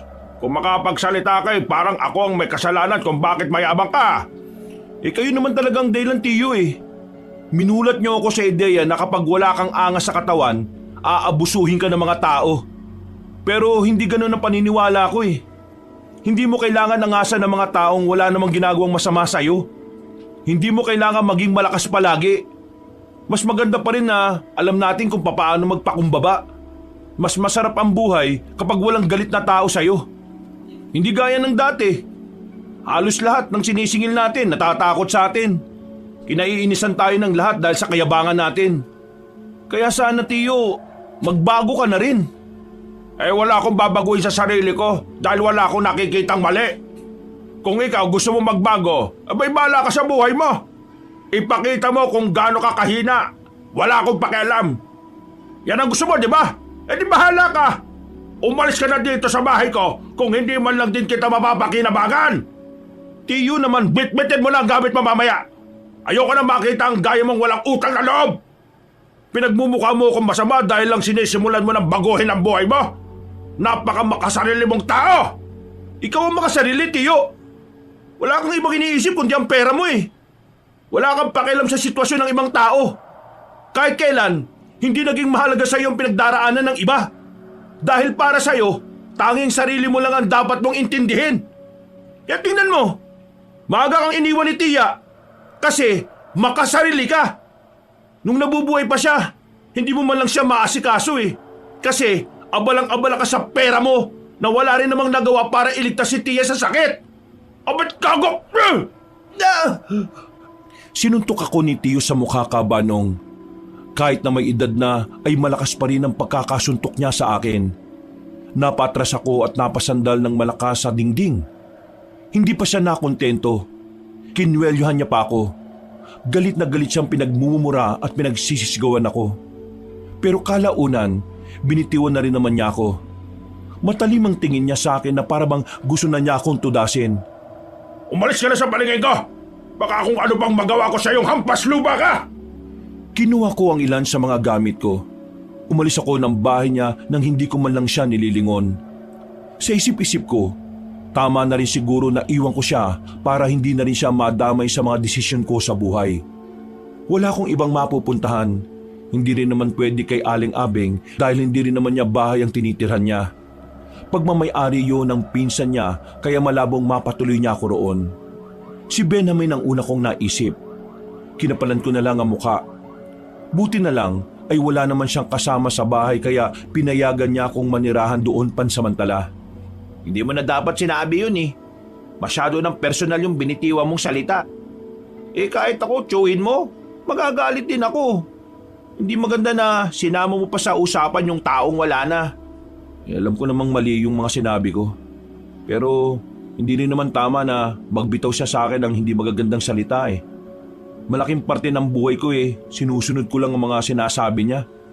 Ngayon lang ako kumontra. Ngayon lang. Hayaan mo na. Ang malaga ngayon may kalayaan ka na. Isa pa, para na rin sa kaligtasan ng tsuhin mo yung pagkalis mo sa poder niya. Yun na nga lang din ang iniisip ko. Pero sigurado ka bang ayos lang talaga ako na narito ako? Oo naman. Wala naman akong kasama rito eh. Nahihiya lang kasi ako eh. Yung taong minamaltrato ko dati siya pa ngayon yung tumutulong sa akin. Sus, wala yun. Pinapakita mo naman na talagang nagbabago ka na eh. Ang isipin na lang natin ngayon kung paano natin mapapatahimik ang mga aswang.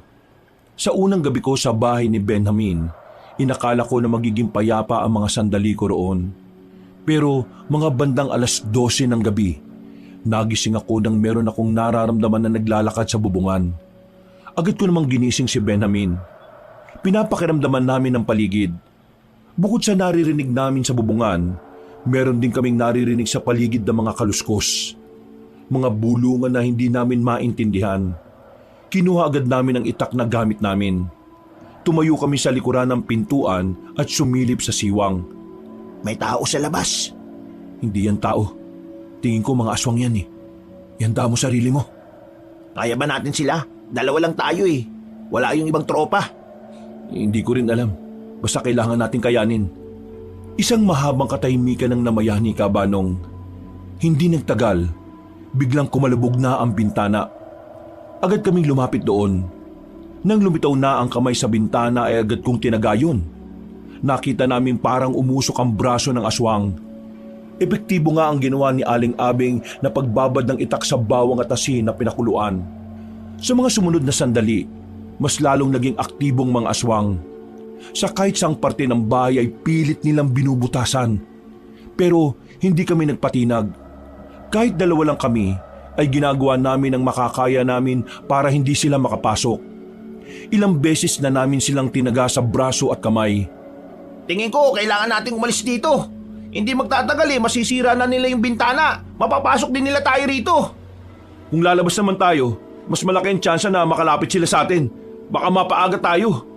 Pero kapag nakapasok naman sila, ganun din naman, mamamatay tayo. Kumirot ang ulo ko noon sa kakaisip kung paano matatakasan ng mga aswang na yon. Pagsilip namin sa labas, nabahala kami dahil parang mas lalo silang dumami. Dumana tayo sa likuran. Mapapasok na nila tayo eh. Buisit! No choice na talaga! Nagmamadali kaming binuksan ang maliit na bintana sa kwarto. Pinagkasya namin ang aming sarili para makalabas. Gumapang kami sa silong ng bahay. Pagtingin namin sa harapan, nakita naming wala na sila roon. Tuluyan na pala nilang napasok ang bahay ni Benjamin. Tinamantala naman namin ang pagkakataon na gumapang palabas ng bakuran.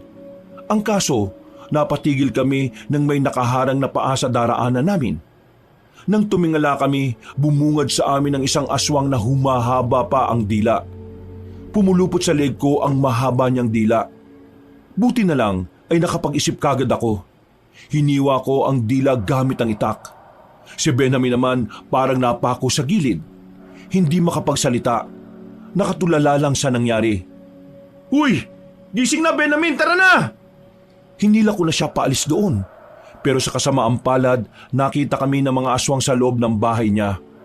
Mabilis kaming tumakbo, pero agad naman silang nakasunod sa amin.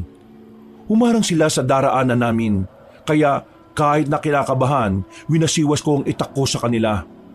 Ginaya na rin ako ni Benjamin. Akala namin masisindak namin ang mga aswang na yon, pero sabay-sabay silang lumusob sa amin. Wala kaming ibang nagawa kundi ilagad ang bawat atake nila.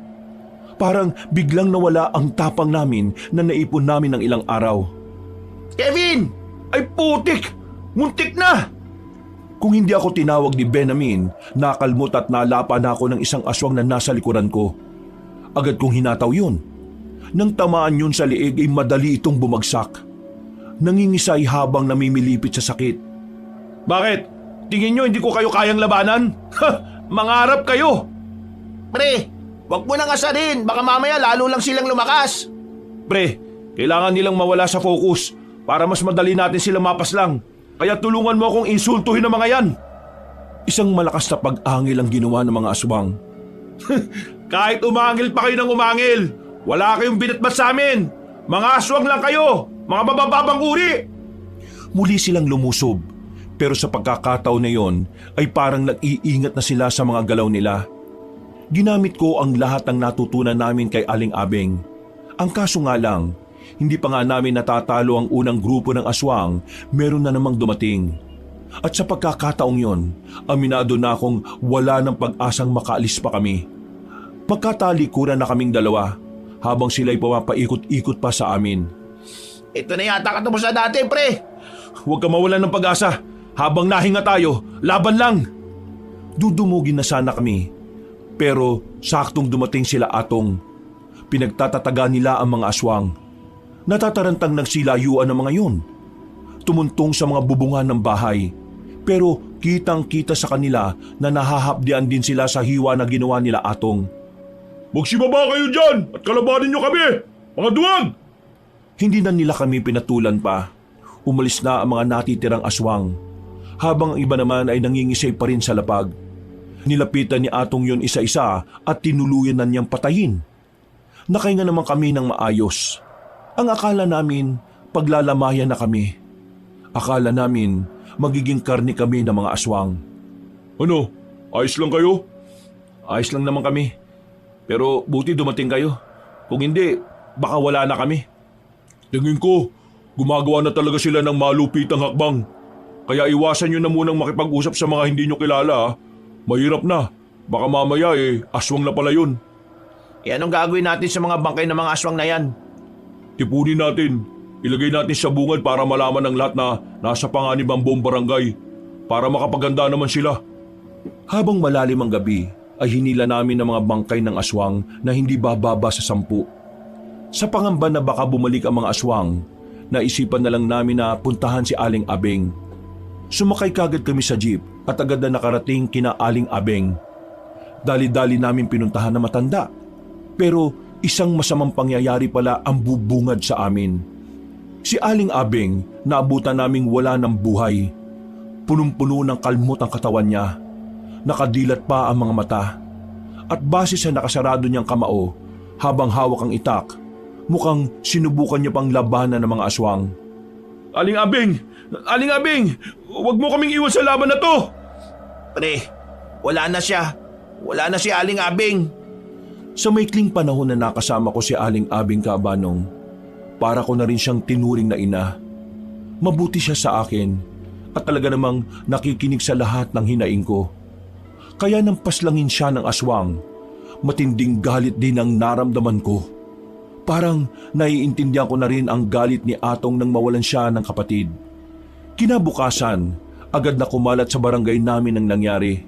Pero hindi lumabas ang katotohanan. Ang alam ng lahat ay pinasok lang ng magnanakaw ang bahay ni Aling Abeng. Nawawala rin kasi ang iba niyang mga gamit na may kinalaman sa paggawa ng pangontra. Lumipas pa ang ilang araw, nailibing na rin si Aling Abeng. Malungkot ang kalooban ko nung mga oras na yon. Pakiramdam namin, nawalan kami ng isang ina. Bago siya nawala, naituro niya ang dapat nating matutunan.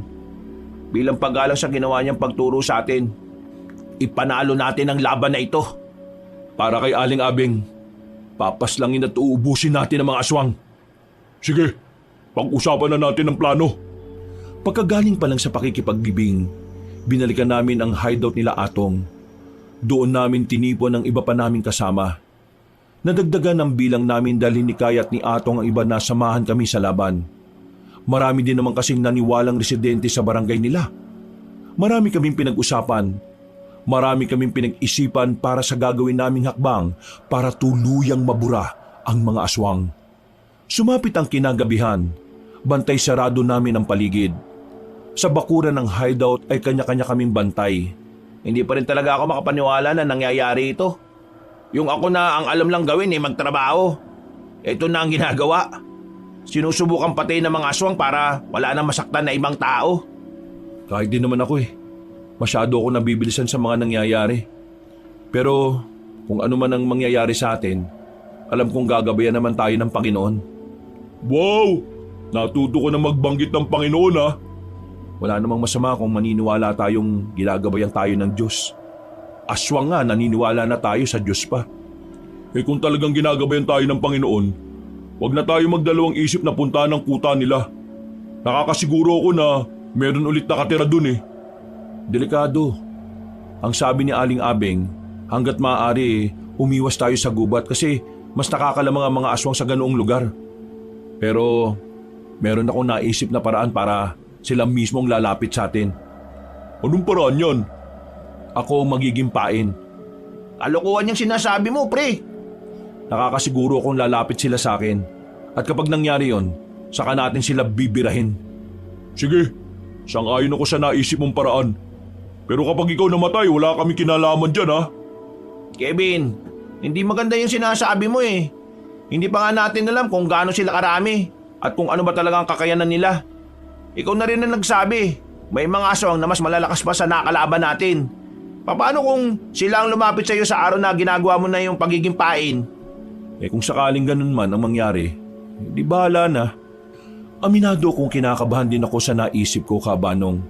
Pero kung yun lang ang natatanging paraan para lumabas sila sa mga lungga nila, ay handa kong gawin yun ng paulit-ulit.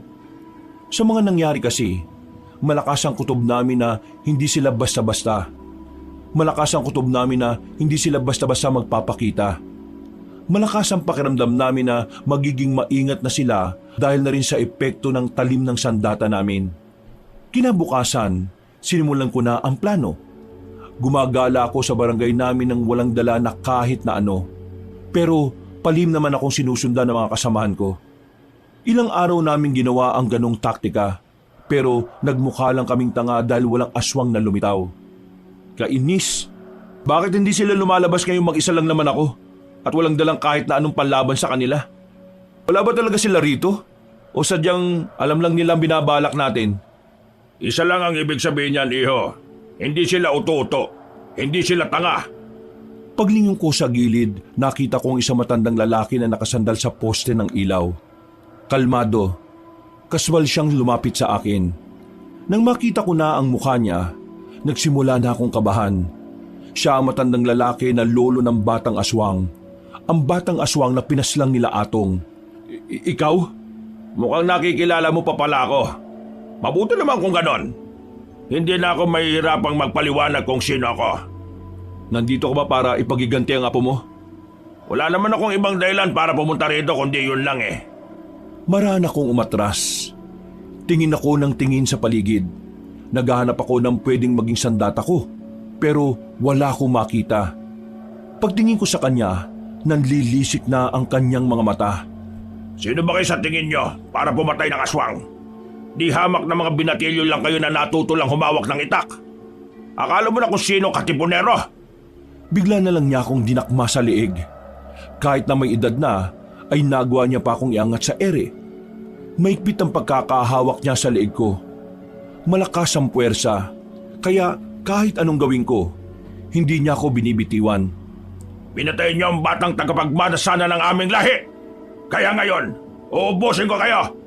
Lahat ng taong konektado sa inyo, iisa-isahin kong burahin sa mundong ito. Hindi ka magtatagumpay. At bakit hindi? Dahil lahat ng aswang, ikaw lang ang nag-iisang kumagat sa pain. Ha? Huli na nang maisipan ng matandang si Paeng na umilag. Tumarak na ang mga palaso na nakatutok na sa kanya nung una pa lang. Bigla siyang gegewang-gewang dahil sa dami ng palasong nakatarak sa kanya. Isa pa mga kasama! Pinagtititiran nila ng palaso si Mang Paeng. Duguan na rin ang kasama nito. Kampante kami na matatalo na namin siya sa ganoong paraan. Pero sadyang may sa demonyong nilalang na yon. Pinagpuputol niya ang mga palaso. Pagkatapos tumindig siyang muli na parang hindi man lang nasaktan. Isa pa! Muli nilang pinaulanan ng palaso si Mang Paeng. Pero sa pagkakataong yon, nagawa na nitong ilaga ng mga palaso. Pumasok si Mang Paeng sa loob ng kagubatan. Sa pagnanais na mapas lang na ang pinuno ng mga aswang, pinasok din namin ang gubat kahit na alam kong medyo delikado. Tingnan niyo paligid! Hindi pa nakakalayo yun! Maraming tama yun! Hinalugog namin ang gubat pero sa pagkakataong yon ay wala na kaming nakita. Tanging mga bakas na lang ng dugo ang naabutan namin. Bago pa kami maisahan ni Mang Paeng ay lumabas na rin kami ng kagubatan. Kahit na papaano, masaya ako dahil naging epektibo ang plano na naisip ko. Pero hindi ko magawang maging kampante. Dahil alam ko, hindi basta-basta namamatay sa palaso ang pinuno ng mga aswang. Kaya naman, sa mga araw na hindi nagpaparamdam ang mga aswang sa amin, sinamantala namin ang araw para magsanay, para hasain ang sarili namin sa pakikipaglaban. Kevin! Oh, Mina, bakit? Nabalitaan ko na. Naalin? Kinakalaban niyo raw mga aswang. Yun ba? Wala yun. Tungkol dun sa nakaraan. Pasensya na ah. Hindi lang kasi talaga kapanipaniwala kapag sa'yo nang galing eh. Pero ngayon, naniniwala na ako.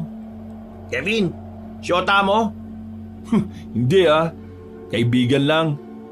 Kung ako sa'yo, miss, huwag ka na muna makipag-usap kay Kevin. Delikado buhay namin eh, madadamay ka lang. Tama si Atong, wag mo na muna akong kausapin. Ang sabihin mo, ayaw mo na talaga akong kausapin kasi feeling mo kung sino ka na. Porque Galing kami sa pagsasanay. Pagod ako. Kaya sana wag ka na makulit ha. Napilitan na lang akong sungitan si Mina nung hapon na yon. Para kasi sa akin, mas maganda ng kamuhian niya ako kaysa lapit-lapitan niya ako. Ayoko siyang madamay sa problemang kinakaharap namin. Makalipas ang 1 linggo, magkakasama kaming 3 sa bayan. Meron kaming sinusundan na isang lalaki. Hinala kasi namin ay isa siyang aswang at malakas ang kutob namin na siya ang magtuturo sa amin kung saan naglulungga ang mga nilalang na yon. Oh, nasaan na yung lalaki? Bakit biglang nawala? Lumiko dun sa kantong yon. Alam na yata niya na nakasunod tayo eh. Pagliko namin sa kanto, napatigil kami nang makita namin si Mang Paeng. Nakaharang siya sa daraanan namin at para bang ayos na ayos lang siya kahit na ilang palaso ang sinalo ng katawan niya. Nagagawa niya pang ngumiti sa amin. Ito ang unang pagkakataon na bumilib ako sa katapangan ng mga tao. Hindi ko inakala na may gaya nyo na may kakaibang tapang na daladala. Ituloy na natin ang naudlot na laban, matanda. Puro ka daldal. Tapos kapag napuruan, saka ka naman aalis. Total na banggit nyo naman ang salitang napuruhan. Tingin ko, meron ding mapupuruhan ngayong gabi. Anong sinasabi nito? Naiintindihan ko na matapang kayo. Na lahat ay gagawin nyo para tugisin ang mga aswang. Ang kaso nga lang may mga parte talaga ng buhay natin na minsan kailangan nating magpakumbaba. Lalo na kapag buhay na ng ibang tao ang usapan. Walang iya ka. Anong ginawa mo sa tiyuhin ko? Ha!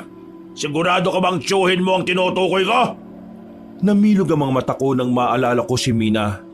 Mas lalo akong nag-alala nang maalala ko rin na sa gabing yon, walang kasama si Mina sa bahay nila dahil nasa galaan ang pamilya niya. Agad na dumaloy ang kaba sa buong sistema ko, Kabanong. Tagaktak ang pawis sa noo ko at bigla na lang nanlamig ang aking palad. Sa mga sandaling ito, naroon ang mga bataan ko para umpisa ng pagpapahirap sa taong mahalaga sa iyo. At kayong dalawa, kayo ang susunod! Walang hiya ka! Hinataw ko siya ng hawak kong itak, pero mabilis siyang nakatalon papalayo. Tinatawanan niya pa ako noon at saka agad na ring umalis. Samantala, dali-dali naman kaming pumara ng jeep. Halos 10 minuto lang ang biyahe. Pagdating namin sa barangay namin, Karipas ako ng takbo patungo sa bahay nila Mina. Inabutan ko si Mina na abalang nagsasampay lang ng mga pinaglaban niya. Walang kahit na anong galos. At base sa kilos niya ay kalmado lang naman siya. Oh, anong ginagawa mo dito? Akala ko ba ayaw mo na akong makausap? Mina, wala bang mga aswang na nagpakita sa iyo rito? May nakikita ka bang aswang? Di ba wala? Sigurado ka ba? May nakikita ka ba? Wala nga, di ba? Ano ka ba? Naisaan ka pa ni Paeng ah. Kevin, ang tiyuhin mo. Siya talaga puntirya. Nilinlang niya tayo. Nang mapagtanto ko ang bagay na yon, parang nanlambot ang tuhod ko. Pero pinilit ko pa rin makatakbo. Pinuntahan namin si Tio Gardo. Pagdating namin doon, nakakulong siya sa kwarto niya. Takot na takot. Hawak-hawak niya ang baril, pero may tumatagas na dugo sa bandang balikat niya. Tiyo, ayos lang kayo? Ayos lang ako. Akala siguro ng mga lintik na aswang na yun hindi ko sila papalagan. Aray, ito lang ang masakit Dadalhin ka namin sa ospital. Teka, bati ba tayo? Ang kulit mo. Tara na nga. Hindi naman sobrang lala ng tama ng tiyuhin ko. Pero kinailangan namin siyang dalhin sa ospital para malinisan ang sugat niya. Laking pasalamat ko nun sa Diyos dahil hindi nagtagumpay ang mga aswang na paslangin si Tiyo. Ganun pa man, mas lalo kong nabahala. Patalikod lumaban ang mga aswang.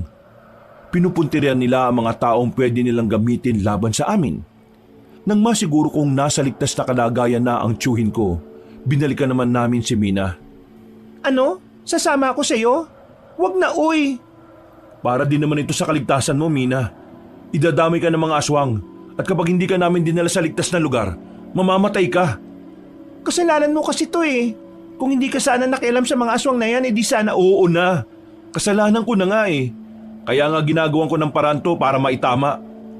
Hindi mo ba nakikita na nasa panganib din ang buhay namin? Pero heto kami, kumikilos kami nang hindi humihingi ng tulong ng iba. Alam mo, miss, makisama ka na lang. Yun lang ang gagawin mo makisama. Ikaw at si Mang Gardo ang pinakamalapit na tao sa buhay ni Kevin. Ginagawa niya ito para sa inyo. Kaya sana makisa ka na lang. Oo na. Ano bang gagawin ko? Sasama ka sa amin. Dadaling ka namin sa ligtas na lugar. Sigurado na ba yan? O sige, papapasukin ko na rito yung sasakyan. Pinag-impake na namin si Mina ng gamit niya. Hindi nagtagal ay bumiyahe na rin kami. Saan niyo ba talaga ako dadalhin? Doon ka na muna sa tiyahin ko. Malayo-layo nga lang, pero nakakatiyak kaming hindi ka matutuntun ng mga aswang doon. Huwag ka mag-alala, puro babae naman ang nakatira doon Pasensya ka na kung nadadamay ka ha. Kung alam ko lang na darating ang araw na to, sana hindi na kita pinilit no na maging kaibigan ka. Sus, ang drama mo naman. Ayos na, sumama na ako. Huwag ka nang umiyak. Mina, seryoso tong nangyayari. At hindi ko din alam kung bukas makikita mo pa ako o sa makalawa o sa susunod pang bukas. Nasa panganib ang buhay namin. Kaya kahit na anong mangyari, gagawin namin ang makakaya namin para matalo ang mga aswang na yon. May kasalanan din ako. Kung hindi ko sana pinatay yung batang aswang, hindi sana aabot sa ganito. Ginawa mo lang naman kung alin ang tingin mong tama Wala kang kasalanan. Biglang malakas na nagpreno ang sasakyan. Uy! Ano ba ginagawa mo? Ayusin mo ang pagmamaneho mo. Pagtingin namin sa harapan, naroon na si Mampaeng. Sinubukan ng driver namin na banggain siya, pero tumalon lang siya sa bubungan ng van. Sinuntok niya ang harapang salamin. Dinakma niya ako roon at inilabas. Pareho pa kaming gumulong sa kalsada nang malaglag kami mula sa sasakyan. Ano akala mo? Makakatakas ka? Papatayin kita! Dinakma niya ako sa buhok. Sapilitan niya akong ibinangon. Pagtingin ko sa mukha niya ay kulay itim na yung lahat. Ang kamay naman niya ay naging kulay itim na rin. Ang lakas ng puwersa niya. Hindi ko magawang tanggalin ang kamay niya sa buhok ko. Malayo rin ang itak ko sa akin. Magbabayad ka! Humaba ang kuko niya. Ibinaon niya yon sa kaliwang hita ko. Napasigaw ako sa sobrang sakit. Parang kulang na lang ay tawagin ko na ang lahat ng santo. Hindi pa nga nakontento matandang aswang. Kinalmot niya pa ako sa muka. Pagbagsak ko sa lapag, nangihina na ako. Uy! Ako kalabanin mo! Ako pumatay sa apo mong pangit! Anong sinabi mo? Ang sabi ko, Ako ang kalabanin mo dahil ako naman ang pumaslang sa apo mo na mukhang tiyanak. Tama! Ikaw nga yun! Mabuti naman at pinaalala mo sa akin. Binalibag lang ako ni Mang Paeng na parang papel. Mabilis niyang nilapitan si Atong. Hinataw naman yun ni Atong ng hawak nitong itak.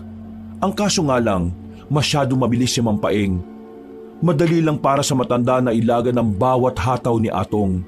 Tila basang-basa na rin niya ang lahat ng galaw namin. Tulungan mo sila! Hindi, kailangan kitang bantayan dito. Baka may ibang aswang na lumapit sa'yo no? Maghintay lang kayong dalawa dyan. Kayo ay susunod ko. Uunahin ko lang muna ang dalawang labastangan na ito. Pilit kong makabangon ka, Banong. Lalapitan ko sanang itak pero sinipa lang yun palayo ni Mang Paeng. Si Atong naman ay tinamaan na rin sa dibdib. Sa mga sandaling yon, alam naming tagilid na kami sa laban. Kaya naman sineryesan ko na si Benjamin na mauna na silang umalis. Agad din namang humarurot ang sasakyan. Hahabol pa sana si Mang Paeng pero nahawakan ko ang paa niya. Kinagat ko siya. Siniguro kong babaw ng ngipin ko para maramdaman niya. Ray! Buwisit! Aso ka bang sinaulo ka? Bakit ka nangangagat? Sinipa niya ako ng malakas. Sunod-sunod na sipa. Hanggang sa hindi na niya namalaya na 3 metro na lang ang distansya ko sa itak ko. Pinatay niyo ang apo ko! Masakit ba? Ganyan din ang naramdaman ko nung patayin niyo ang kapatid ko. Kaya ikaw tanda, kahit na patayin mo kami rito, wala na rin magbabago. Hindi na makakabalik ang apo mong walang kwenta. Manahimik ka! Nilapitan ni Mang Paeng si Atong at pinagkakakalmot. Pinansalag ni Atong ang kaliwang braso niya. Hindi pa nakontento ang matandang aswang. Hinablot siya sa damit at saka binalibag sa gilid ng kalsada.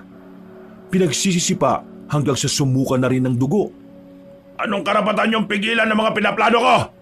Sino ba kayo sa inaakala niyo? Sino kami? Kami ang makabagong henerasyon ng kabataan na uubos sa angkan ninyo. Bukod lakas akong bumangon para damputin ang itak ko. Nang makuha ko na yon, ay sinubukan kong makalapit sa kanya. Pero dahil nangihina na ako at wala man lang kalakas-lakas ang ginawa kong pagtaga sa kanya, nagawa niya lang akong hawakan at saka suntukin ng malakas sa tiyan. Pero kahit na ganun, hindi ko binitiwan ang sandata ko. Napapagod na ako sa laban na ito. Mga wala naman pala kayong kwenta eh. Mas humaba ang kuko ni Mang Paeng. Kumislap pa yon kapag natatamaan ng liwanag. Kumikislap pa yon kapag natatamaan ng liwanag.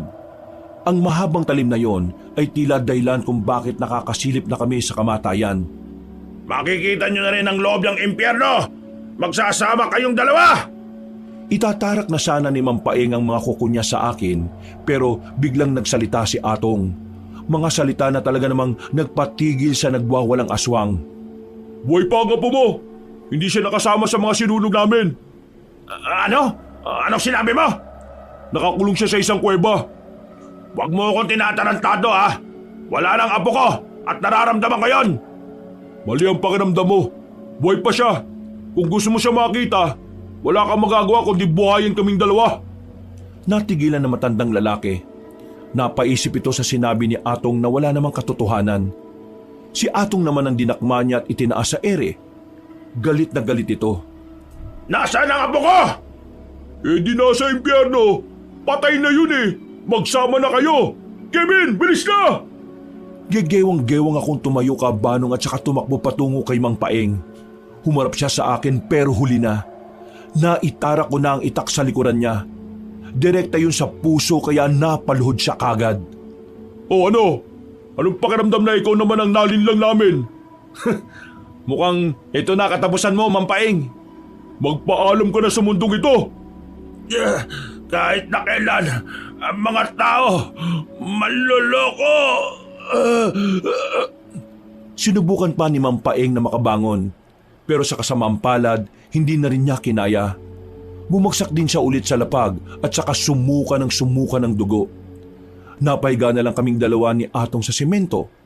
Hindi kami makapaniwala na nagawa naming talunin ang pinuno ng aswang. Samantala, ang ilang mga natitirang aswang naman ay pinaubayan na namin sa mga totoong manunugis. Nagawa kasi naming kontakin ang ibang kamag-anak ni Aling Abeng. Makalipas lang ang 1 buwan, tuluyan na nga rin nilang natalo ang mga natitirang aswang. Aling Abeng, Nagawa na po naming ipanalo ang laban. Sayang, hindi mo nasaksiyan ng tagumpay. Pero lahat ng yon, iniaalay namin sa'yo. Kung hindi dahil sa'yo, hindi namin yon magagawa. Maraming salamat po, Aling Abing. At pasensya na rin dahil hindi naging maganda ang pakikitungo ko sa'yo nung una. Aling Abing, magbabagong buhay na ako. Itutuloy ko na ang pagiging manunugis kahit na wala ng aswang. Alam ko, di naman tayo close pero hindi ka na rin ibang tao sa akin. Ako naman po, pupunta muna ng Maynila. Magtatapos na kasi sa kolehiyo ang kapatid ko eh. Aling Abing, kahit na sandali ka lang naming nakilala, pakiramdam namin para ka na rin namin naging ina. Kung nasaan ka man ngayon, sana masaya ka lang dyan ha. Sana nakangiti ka habang pinagmamasdan mo kami. At sana, proud ka sa amin. Pinunasan ko pa ang lapida ni Aling Abing habang nasa harapan kami ng puntod niya. Isang buwan na mula nang mawala si Aling Abing, pero kahit na ganon, pakiramdam namin ay kasama pa rin namin siya. Ang tiyuhin ko naman, Kabanong, sinisimulan na rin niyang magbago mula nang malaman niya ang nangyari kay Aling Abing. Nagsisisi na siya sa lahat ng nagawa niya. Lahat ng taong minata niya ay binalikan niya para humingi ng tawad. Hindi ganun kadali ang pagbabago na ginagawa niya dahil paminsan-minsan nakikita pa rin ng karamihan ng kayabangan niya. Pero ang mahalaga, kahit papaano ay sinusubukan niya. Kabanong, natutunan ko sa karanasan namin na ang kayabangan pala ay walang may dudulot na maganda sa isang tao. Pero nagpapasalamat ako kasi dahil din dito, natutunan naming magbagong buhay. Ang tao ay hindi perpekto. Normal sa tao na nakakagawa ng mga pagkakamali sa buhay. Pero ang mahalaga, palagi mong ginugusto na pagbutihin ang sarili at itama ang mga pagkakamaling nagawa sa ibang tao man o sa sarili. Hanggang dito na lang po, Kabanong, at maraming salamat sa inyong lahat mga kabangers at kayanggaw. Muli, ako po si Kevin. At ito ang aking kwento. Mga kabangers, mga kayanggaw, si Kabanong po. Bago po tayo magwakas, nagpapasalamat po uli ako sa inyo sa inyong pagsubaybay sa kwento natin ngayong araw na ito. Kung nagustuhan niyo po ang kwento natin at bago lang po kayo sa channel natin, kung maaari lang po ay mag-subscribe po kayo at sana po ay pindutin niyo na rin po yung notification bell para lagi po kayong nanonotify pag meron tayong mga bagong mga videos. At kung medyo bitin po kayo sa kwento natin, iniimbitahan ko po kayo na bisitahin nyo yung iba pa natin mga channel. Yung Pamela Clamil channel na nagnanarita ko bilang si Lolo Pael at ako rin po bilang Kabanong. At kung gusto nyo rin po ng mas magandang kwento, inaanyayahan ko po kayo sa bagong-bago natin na channel na Kabanong version 2.0 kung saan meron na pong moving images doon. So meron na po kayo napapanood dito habang nakikinig kayo ng magandang kwento na meron na pong music and effects. O di ba mas maganda? At huwag niyo pong kalimutan ring mag-subscribe para makasama kayo sa first 100,000 subscriber ng channel na yon. At huwag niyo rin pong makalimutan mag-comment at mag-like. Para hindi po kayo mahirapan na hanapin ang mga channel na nabanggit, ilalagay po namin sa description o sa pin comment ang mga links ng mga channel na yon. Hanggang sa susunod na mga kwento, wakas!